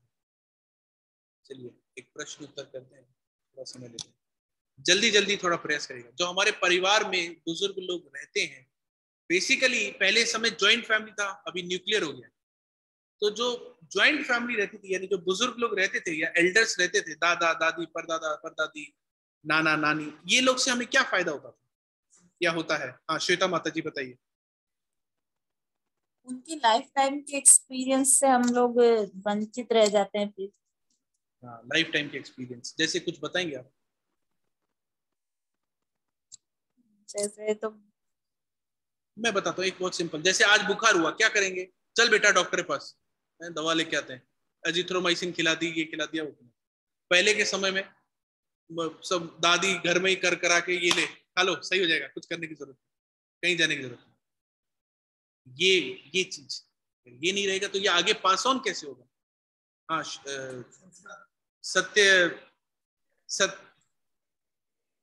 नाम भूल गया मैं। हरे सत्य कृष्णा सची। प्रभु जी। हाँ, सत्य सची। सही और गलत में डिफरेंशिएट करना आता है। ठीक है, सही और गलत में डिफरेंशिएट करना हमारे को सिखाते हैं हमारे बुजुर्ग जो रहते हैं वो सिखाते हैं। क्योंकि आजकल के जो परिवार है वो तो माता भी जॉब पे, पिता भी जॉब पे, बेटे से मिलते खाली संडे को है, संडे माता पिता, बाकी दिन जब तक वो ऑफिस से आते हैं तब तक ये लोग सो जाते हैं, और जब वो लोग उठते हैं तब तक ये लोग स्कूल चले जाते हैं। तो मुलाकात का समय खाली संडे का रहता है।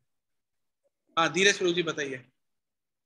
हरे कृष्णा प्रभु जी, जैसे दादाजी थे तो बताते थे कि कोई अगर भारी चीज उठा लेते हैं तो मतलब क्या होता है कि नाल जो होती है पेट की तो खिसक जाती है, इधर उधर हो जाती है, तो उससे पेट खराब हो जाता है। सेल्फ डॉक्टरी। हाँ, तो उन्होंने मुझे मतलब इस तरह सिखाया था कि इसको मतलब हम कैसे दूर कर सकते, मतलब इसको बैलेंस कैसे कर सकते हैं, तो उन्होंने नाप के मुझे बताना भी सिखाया था। तो अगर मतलब आज उन लोग के हिसाब से जैसा जीवन है अगर हम उसको जीने का प्रयास करें तो हमारी आधी से ज्यादा समस्या खत्म हो।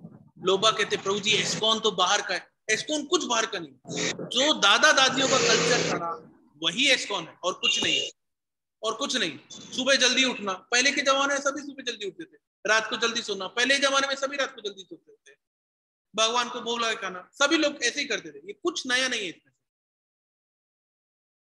ये सब वो वही कल्चर है जो घूम फिर करके वापस आ रहा है हमारे सामने।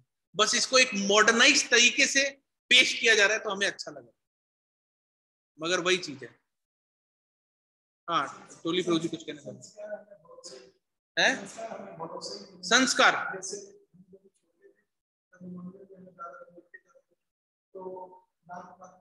हाँ।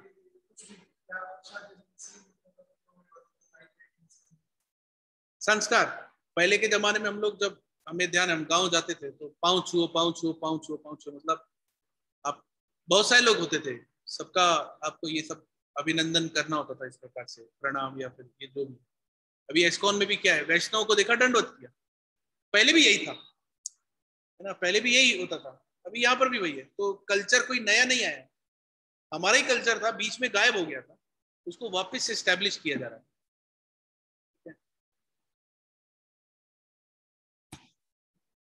तो डेथ ऑफ फैमिली एल्डर्स, ये होने से होगा क्या? दूसरा, इटर्नल फैमिली ट्रेडिशन इज वैंक्विश्ड। जो हमारी परंपरा आ रही है परिवार में, जो ये जैसे मैंने बताया ना वैद और ये सब चीजें, ये जो घर के होम उपचार, किचन रेमेडीज जिसको कहते हैं, ये सब जो चीजें हैं ये सब खत्म हो जाएंगी। बहुत सारे लोग आजकल के युवा जो पीढ़ी है उसमें बहुत सारे, ठीक है इसको हम आगे लेते हैं, family becomes involve in the irreligion. परिवार जो है वो इररिलीजन में चला जाएगा। इररिलीजन का क्या मतलब हुआ यहाँ पर, कौन बताएगा? कि भाई अगर वो परंपरा खत्म हो गई तो हम अधर्म की तरफ कैसे भागेंगे?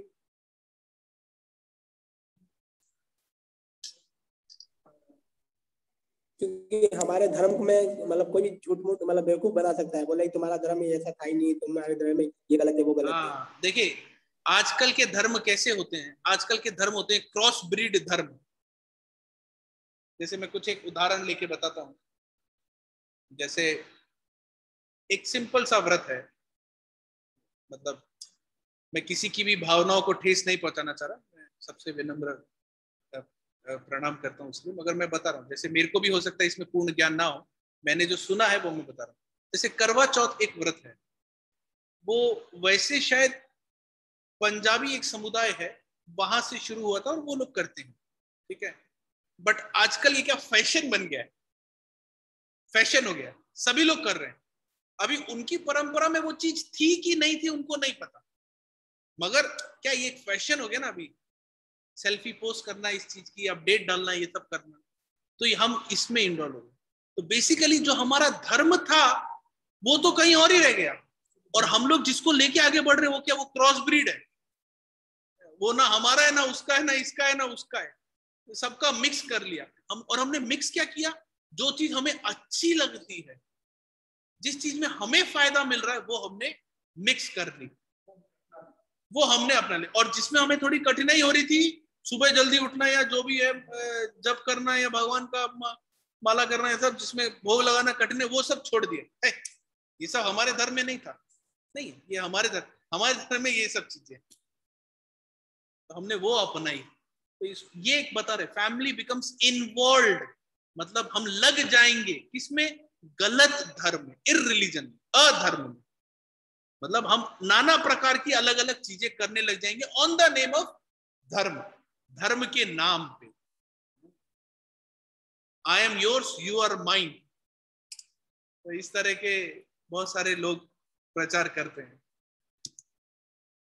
डिग्रेडेशन ऑफ वुमेनहुड, आगे बता रहे हैं कि स्त्रियों का पतन हो जाएगा।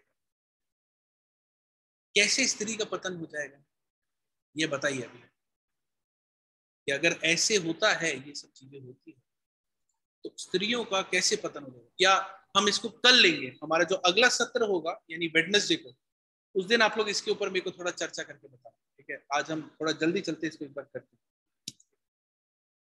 स्त्रियों का पतन हो जाएगा, अनवांटेड प्रेगनेंसी, वर्ण शंकरा, स्त्रियों का पतन हो जाएगा से मैं एक एंगल बता देता हूं, आप मेरे को नाना प्रकार के एंगल बताइए। एक एंगल इसमें ये बता रहे कि स्त्रियों का पतन हो जाएगा कि यानी उनकी रक्षा करने वाला कोई नहीं है, एल्डर नहीं है, तो वो लोग गलत गलत जगह इन्वॉल्व हो जाएंगे, और गलत जगह इन्वॉल्व होने से वर्ण शंकरा होगा, अनवांटेड प्रेगनेंसी होगी। जैसे मतलब कहते ना कि एक ही जैसे उसमें समाज में शादी होना चाहिए, सब चीजें होना चाहिए, तो वो मिक्स्ड होते जाएंगे इधर उधर। इसको भी वर्ण शंकरा कहा जाता है, अनवांटेड, मतलब जो लाइन है वो लाइन टूट जाएगी। Hellish life for both family and the destroyer of the family, और जो जीवन होगा वो कैसा होगा? नर्क के समान होगा। ये सभी पॉइंट को आप लिखिए, अगले क्लास में हम पहले ये पॉइंट को चर्चा करेंगे सभी को है कि hellish life for both family and destroyer of the, नर्क के समान हमारा जीवन होता है।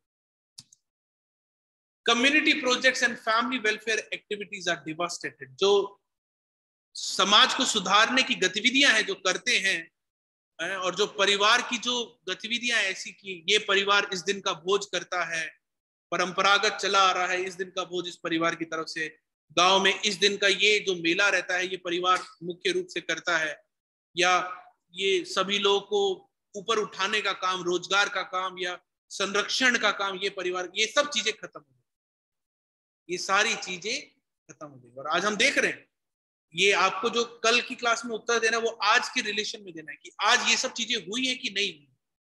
आज का हमारा जो जनरेशन है वो किधर भाग रहा है इन सब के कारण। Destroyer of family tradition dwells always in hell, और ये जो परंपरागा जब खत्म हो जाएगी तो हम लोग हमेशा के लिए नर्क में उलझ जाएंगे। इसको हमेशा के लिए नर्क क्यों कहा गया? इसलिए कहा गया क्योंकि ये जो चल रहा है ये भी नर्क के समान ही, ठीक है? ये जो चल रहा है ये भी नर्क के समान है। और ये कह के अर्जुन जो है फिर भगवान को कहते हैं कि अब मैं सरेंडर करता हूं और अपने गांडीव को रख देते हैं, ठीक है? लास्ट जो है 43 के आसपास।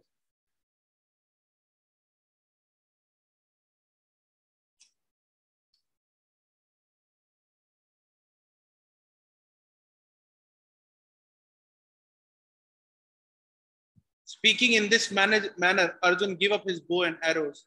His mind, disturbed with lamentation, sat down on his chariot amidst the conflict. ये कह के अर्जुन जो है वो अपने गांडीव को रख देते हैं और नीचे बैठ जाते हैं विषाद में।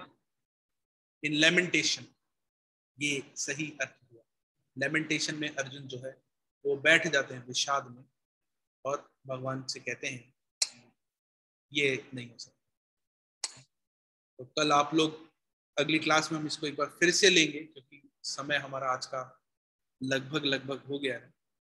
हम कुछ मिनट रखते हैं कि कोई अगर प्रश्न उत्तर है तो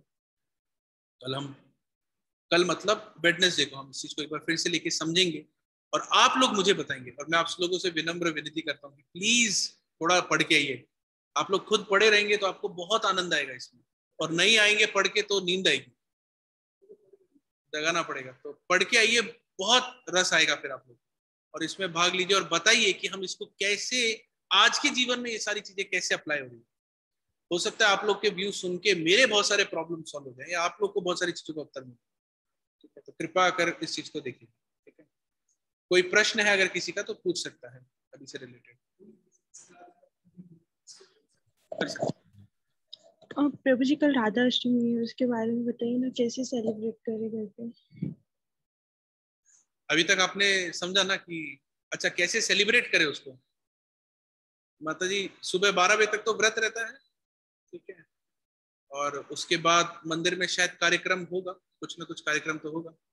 हमारे मुख्य पुजारी जो है वो अभी अपने गुरु की सेवा में है, कल आ जाएंगे वो, तो कल तक आप लोग के पास संदेश आ जाएगा कि क्या है। एक बार प्रभुपाद लेक्चर दे रहे थे राधा अष्टमी पर, तो प्रभुपाद जी ने लेक्चर में खाली कृष्ण का गुणगान किया, खाली कृष्ण का बताया कि कृष्ण ये हैं, कृष्ण वो हैं, कृष्ण ऐसे कृष्ण वैसे। जैसे आप एक श्लोक लीजिए, मान लीजिए ईश्वर परम कृष्ण सच्चिदानंद विग्रह अनादिर आदिर गोविंद सर्वकारेण कारण, वही आदि है वही अंत है, सभी चीजों के कारण वो, मतलब उनसे श्रेष्ठ कोई है ही नहीं। तो फिर भक्त लोग कहते कि प्रभुपाद ये तो ठीक है आपने कृष्ण बताया, बट आज तो राधा अष्टमी है ना, लेक्चर तो राधा रानी को। प्रभुपाद फिर एंड में बोलते ऐसे कृष्ण राधा रानी के ऊपर लट्टू है। तो आप समझ लो कि राधा रानी कौन है, मतलब जो सर्व परम सभी सृष्टियों के जो कारण है, जो करता है, जिनकी इच्छा मात्र से चीजें होती हैं, जो सब कुछ कर रहे हैं, वो जिसके ऊपर लट्टू है वो कौन है, फिर हम समझ सकते हैं। तो इसलिए उनके बारे में कोई योग्यता ही नहीं है माता जी कि मैं कुछ बखान कर सकूं। हम बस इतने से हम समझ सकते हैं कि कल विशेष दिन है। ये पूरा हफ्ता ही 12 तारीख को ललिता जी का था, अभी राधा रानी का है, फिर विशाखा जी का आएगा, ऐसे करके चित्रलेखा जी का, ऐसे चलता रहेगा। तो पूरा हफ्ता ही विशेष है, ये पूरा महीना ही विशेष है, पूरे 4 महीने ये चतुर्मास बहुत विशेष है। तो आप अपने उस दिन भक्ति जीवन को आगे बढ़ाइए, माता क्या राधा रानी से प्रार्थना करिए कि वो आपको अपनी शरण में ले। इफ अगर उन्होंने कह दिया किसी के लिए कृष्ण को कि ये सही है, यू मस्ट टेक हिम, तो कृष्ण को एक्सेप्ट करना पड़ेगा। घर में अगर स्त्रियां पति को कह देती है नहीं आज ये शर्ट पहन के नहीं जाओगे, ये वाली शर्ट पहननी, अभी उसका बेचारे का कितना भी मन हो वो शर्ट पहनने का, बट वो कदम आगे नहीं बढ़ा सकता, उसको वही पहनना पड़ेगा। तो इस तरह से हम देख सकते हैं कि जब भौतिक लेवल पे इतना इन लोग का होल्डिंग रहता है तो उधर तो कैसे रहेगा। और वो भी कृष्ण हर समय राधा रानी के पीछे पीछे पीछे पीछे रहते हैं। जब राधा रानी जाती हैं, उनकी माँ बेसिकली उनको भेजती है। अभी ललिता षष्ठी गई है ना, राधा रानी की माँ जो है वो राधा रानी को भेजती हैं, यशोदा मैया बुला रही है कुकिंग के लिए। तो पूर्णमासी जाकर के उनकी राधा रानी की माता के अंदर ये भर के आती हैं कि अगर यशोदा के घर में कुकिंग करेगा तो आपका बहुत अच्छा रहेगा। क्यों? यशोदा महारानी है ना, मतलब रानी के घर पे अगर कर रहे हैं तो मतलब आपको सब कुछ एकदम बढ़िया रहेगा। तो वो भेजती है, हाँ जाना चाहिए जाना चाहिए। मगर फिर वो कहती है मगर वो कृष्ण ना उसके लिए सही नहीं, मतलब वो उसकी वजह से मैं नहीं भेजूंगी, वो सही लड़का नहीं है।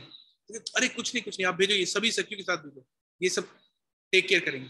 तो ये रिस्पॉन्सिबिलिटी दी जाती है ललिता जी को कि यू टेक केयर, वो कुछ करा नहीं। इसीलिए ललिता जी एकदम स्ट्रांग रहती है, वो आने नहीं देती। तो this is responsibility of Lalita ji. तो ऐसे राधा रानी जाती हैं, तो राधा रानी जाती है तो ललिता जी कहते हैं घूंघट नीचे घूंघट नीचे, घूंघट यहाँ तक लेके आओ, दिखना नहीं चाहिए, पता नहीं पड़ना, सब लोग घूंघट नीचे करो। उसको पता ही नहीं पड़ना चाहिए कौन राधा है कौन क्या है, घूंघट नीचे सब लोग। तो इस तरह से ये लोग फिर जाते हैं और कृष्ण अपने सखा के साथ बाहर बैठते हैं, इंतजार करते हैं कि वो आ रहे हैं, और उनको पता पड़ जाता है कि कौन है कौन नहीं है। बहुत ही, अगर मैं उस पास टाइम्स में जाऊंगा माता जी तो कल हो जाएगी पूरी। बहुत ही मधुर पास टाइम्स हैं ये राधा और कृष्ण के। राधा और कृष्ण में कोई अंतर नहीं है, वही स्त्री रूप में राधा है, वही पुरुष रूप में कृष्ण, ऐसा हमने आचार्यों से सुना है। राधा रानी वो हैं जिनके पीछे कृष्ण लगे हैं। तो हम समझ सकते हैं कि वो कितनी विशेष है कृष्ण हमारे भक्ति जीवन। इसीलिए हमें प्रार्थना करनी चाहिए आचार्यों से, राधा रानी की कृपा पाने के लिए ललिता जी से प्रार्थना, ललिता जी से कृपा पाने के लिए उनकी मंजरियों से प्रार्थना करनी चाहिए। उनकी मंजरी में आती है रूप गोस्वामी, रूप गोस्वामी से प्रार्थना करनी चाहिए। रूप गोस्वामी से प्रार्थना करिए कि हमें गौर निताई की सेवा मिले, फिर हम ऐसे करके आगे बढ़ सकते हैं। तो प्रार्थना, ये सभी दिन जो है प्रार्थना के दिन है। अभी वर्ल्ड होली नेम वीक भी चल रहा है, जिसमें ज्यादा जब भक्त लोग करते हैं, तो हम सभी लोग ऐसे कर सकते हैं। और भीलवाड़ा के लिए ये ललिता षष्ठी तो बहुत ही सौभाग्य का दिन है, क्योंकि जो पहला प्रथम बैच था भीलवाड़ा का, वो इनिशिएशन हुआ है उनका। तो जिन जिन भक्तों का दीक्षा हुआ है, हम सभी लोग उनके लिए एक बार जोर से हरि बोल करते हैं, हरे कृष्ण महामंत्र का उच्चारण करते हैं, क्योंकि ये सभी लोग का नया जीवन मिला है। सभी लोग हरे कृष्णा कृष्णा कृष्णा हरे हरे, हरे राम राम राम। बहुत ही सुंदर फेस्टिवल था जयपुर में, सभी भक्तों को बहुत आनंद आया। महाराज की विशेष कृपा हुई, बहुत विशेष कृपा हुई। भक्तों को शुरुआत में बहुत कठिनाई आई एग्जाम देने में, टेस्ट देने में, ये सब चीजें, मगर अंततः जब महाराज से दीक्षा मिली, नाम मिला और माला मिली, सब एकदम खुश आनंदित। अभी भिक्षा मांगने में भी सब लोग कितना आनंद कर रहे हैं। वैसे अगर किसी को बोलो आमतौर पे कि प्रभु जी जरा थोड़ा भिक्षा मांग के लाइए ना, अरे प्रभु आप जानते नहीं हो मेरे को, मैं ये हूं, मैं वो हूं, मैं भिक्षा, आपको क्या चाहिए बोलो मैं ही देता हूँ, क्या भिक्षा मांगना है इसमें। मगर अभी सब आनंदित से भिक्षा मांगने जा रहे हैं। 7 दिन तक वो लोग भिक्षा मांगेंगे। तो कल हम लोग राधाष्टमी को फिर सेलिब्रेट करते हैं। प्रभु जी आएंगे तो वो क्लियर हमें इंस्ट्रक्शन दे पाएंगे कि हम कैसे सेलिब्रेट करें। प्रयास रहेगा कि अच्छे से। और कोई प्रश्न किसी का? सॉरी मैं थोड़ा सा लेट हो गया आप लोग को मेरी तरफ से। हरे कृष्णा प्रभु जी, दंडवत प्रणाम। सेशन बहुत अच्छा था प्रभु जी। प्रभु जी आई हैव वन क्वेश्चन कि भक्त जो होता है वो भक्त आफ्टर सरेंडर कहलाता है, या मतलब इनिशियली अभी जो कन्वर्सेशन चल रहा है कृष्णा और अर्जुन के बीच में, जिसमें अर्जुन ही सारी बातें कर रहे हैं, तो वो एज अ फ्रेंड और एज अ रिलेटिव इनकी कन्वर्सेशन चल रही है, बट हम उनको भक्त बोल रहे हैं। तो मैं ये जानना चाहती हूँ कि भक्त सरेंडर के बाद भक्त होता है या क्या? थोड़ा सा ये क्लियर कीजिए। माता जी, सबसे पहले सरेंडर बहुत बाद में आता है, सबसे पहले आता है आपके अंदर श्रद्धा। ठीक है, नाउ अर्जुना हमें बहुत ही सही रास्ता दिखा रहे हैं कि कैसे हमें करना है। मेरी श्रद्धा है भगवान को जानने में, चीजों को जानने में, जीवन को जानने में, मेरी समस्याओं को जानने में। अब ये श्रद्धा होने पे मैं क्या करूंगा? श्रद्धा होने पे मैं किसी ऑथोराइज्ड पर्सन के पास जाके प्रश्न उत्तर करूंगा। मैं मेरी जो जिज्ञासा है, मेरी जो प्रश्न है, उनको मैं करूंगा। ठीक है, फिर जब मेरी श्रद्धा होगी, फिर जब मैं प्रश्न करूंगा और जब मुझे उसके उत्तर मिलेंगे तो मेरी श्रद्धा और बढ़ेगी। फिर मैं वो प्रोसेस जो है, वो प्रोसेस को पालन करूंगा। ठीक है, फिर वो प्रोसेस को पालन करते करते मेरे अंदर के जितने भी अनर्थ हैं वो सब जाएंगे। मेरे अंदर जो भी इल डूइंग्स हैं, जो भी मेरे क्वेश्चंस जो हैं या मेरी जो हिचक हैं, वो सब चीजें जाएंगी, धीरे धीरे जाएंगी। जब वो सब चीजें मेरी धीरे धीरे धीरे धीरे, जैसे फॉर एन एग्जाम्पल, मैं एक एग्जाम्पल रूप में आपको समझाता हूँ, आसानी होगी। मैं भी सिगरेट पीता हूँ, पर मेरे को भगवान में श्रद्धा आई, जीवन के बारे में श्रद्धा आई। मैं मंदिर गया, मैंने एक भक्त से पूछा कि प्रभु जी मैं ऐसे ऐसे करता हूँ तो क्या करूं मैं, या और मैंने पूछा उनसे, बहुत सारे पूछा कि पीना चाहिए प्रभु जी, ये तो जीवन है, ऐसा ऐसा। उन्होंने मेरे को समझाया, अभी मेरे को अच्छा लगा। मैं कल फिर गया, मेरे को अच्छा लगा। मैं परसों फिर गया, फिर उन्होंने मुझे कहा कि प्रभु जी आप एक काम करिए, आप ये जप करना शुरू करिए, ठीक है, और भगवत गीता पढ़िए, आपको उत्तर मिलेगा। मैंने वो प्रोसेस को अपनाया, मैंने, मेरी श्रद्धा और बढ़ी, मैंने जप किया और मैंने भगवत गीता पढ़ना शुरू किया। अब इसके रिजल्ट क्या होगा? सबसे पहला रिजल्ट होगा धीरे धीरे मेरे जो गलत आदत चल रही थी ना सिगरेट की, वो धीरे धीरे कम हो जाएगी। जब वो पूर्ण तरह से खत्म हो जाएगी, तब मेरा असली प्रोसेस फिर बिगड़ेगा। फिर एंड में जाकर के शरणागति। तो शरणागति बाद में आती है, पहले श्रद्धा आती है, और जैसे जैसे श्रद्धा बढ़ती जाएगी वैसे वैसे हम शरणागति की तरफ, सरेंडर की तरफ बढ़ते चलेंगे। ठीक है माता जी? थैंक यू प्रभु जी। हरे कृष्ण। देखा माता जी, आपका भी अनम्यूट हुआ था, आप कुछ पूछना चाह रहे थे?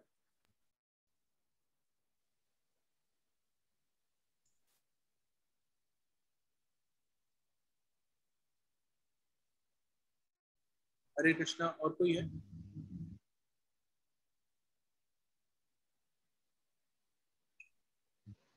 ठीक है, थैंक यू वेरी मच। आप सभी लोग कल राधा अष्टमी है, प्रयास करिए अगर मंदिर में आ सकते हैं तो आइएगा। जो भी फंक्शन का होगा वो आपको अपडेट कर दिया जाएगा। और इस प्रोग्राम के लिए आप सभी लोगों से निवेदन करते हैं कि आप लोग अपने मिलने वाले जान पहचान में और भी जो भी हैं जिनको आपको लगता है कि इन्हें भी हमें इससे जोड़ना चाहिए, तो इससे जोड़िए। भगवत गीता का ज्ञान जो है बहुत ही बहुमूल्य है और ये हम सभी के लिए जीवन में बहुत उपयोगी है, चाहे हम भक्ति के किसी भी स्तर पे हो। हर बार अगर हम भगवत गीता को उठा के पढ़ेंगे तो ये हमें कुछ नया सीखने को मिलेगा। तो हम आपसे रिक्वेस्ट करते हैं कि आप लोगों को बताइए इसके बारे में, क्योंकि बहुत ही अच्छा ज्ञान है। मैं ये समझ सकता हूँ कि मैं उतना अच्छा नहीं हूँ इसको समझाने में, मैं उतना निपुण नहीं हूँ, मगर हम प्रयास करेंगे कि भगवत गीता अगर वो लोग समझें तो बहुत अच्छा रहेगा। तो आप लोग प्रयास करिए कि और लोगों को इसके बारे में। हरे कृष्ण। वांछा कल्पतरुभ्यश्च कृपा सिंधुभ्यश्च पतितानां पावनेभ्यो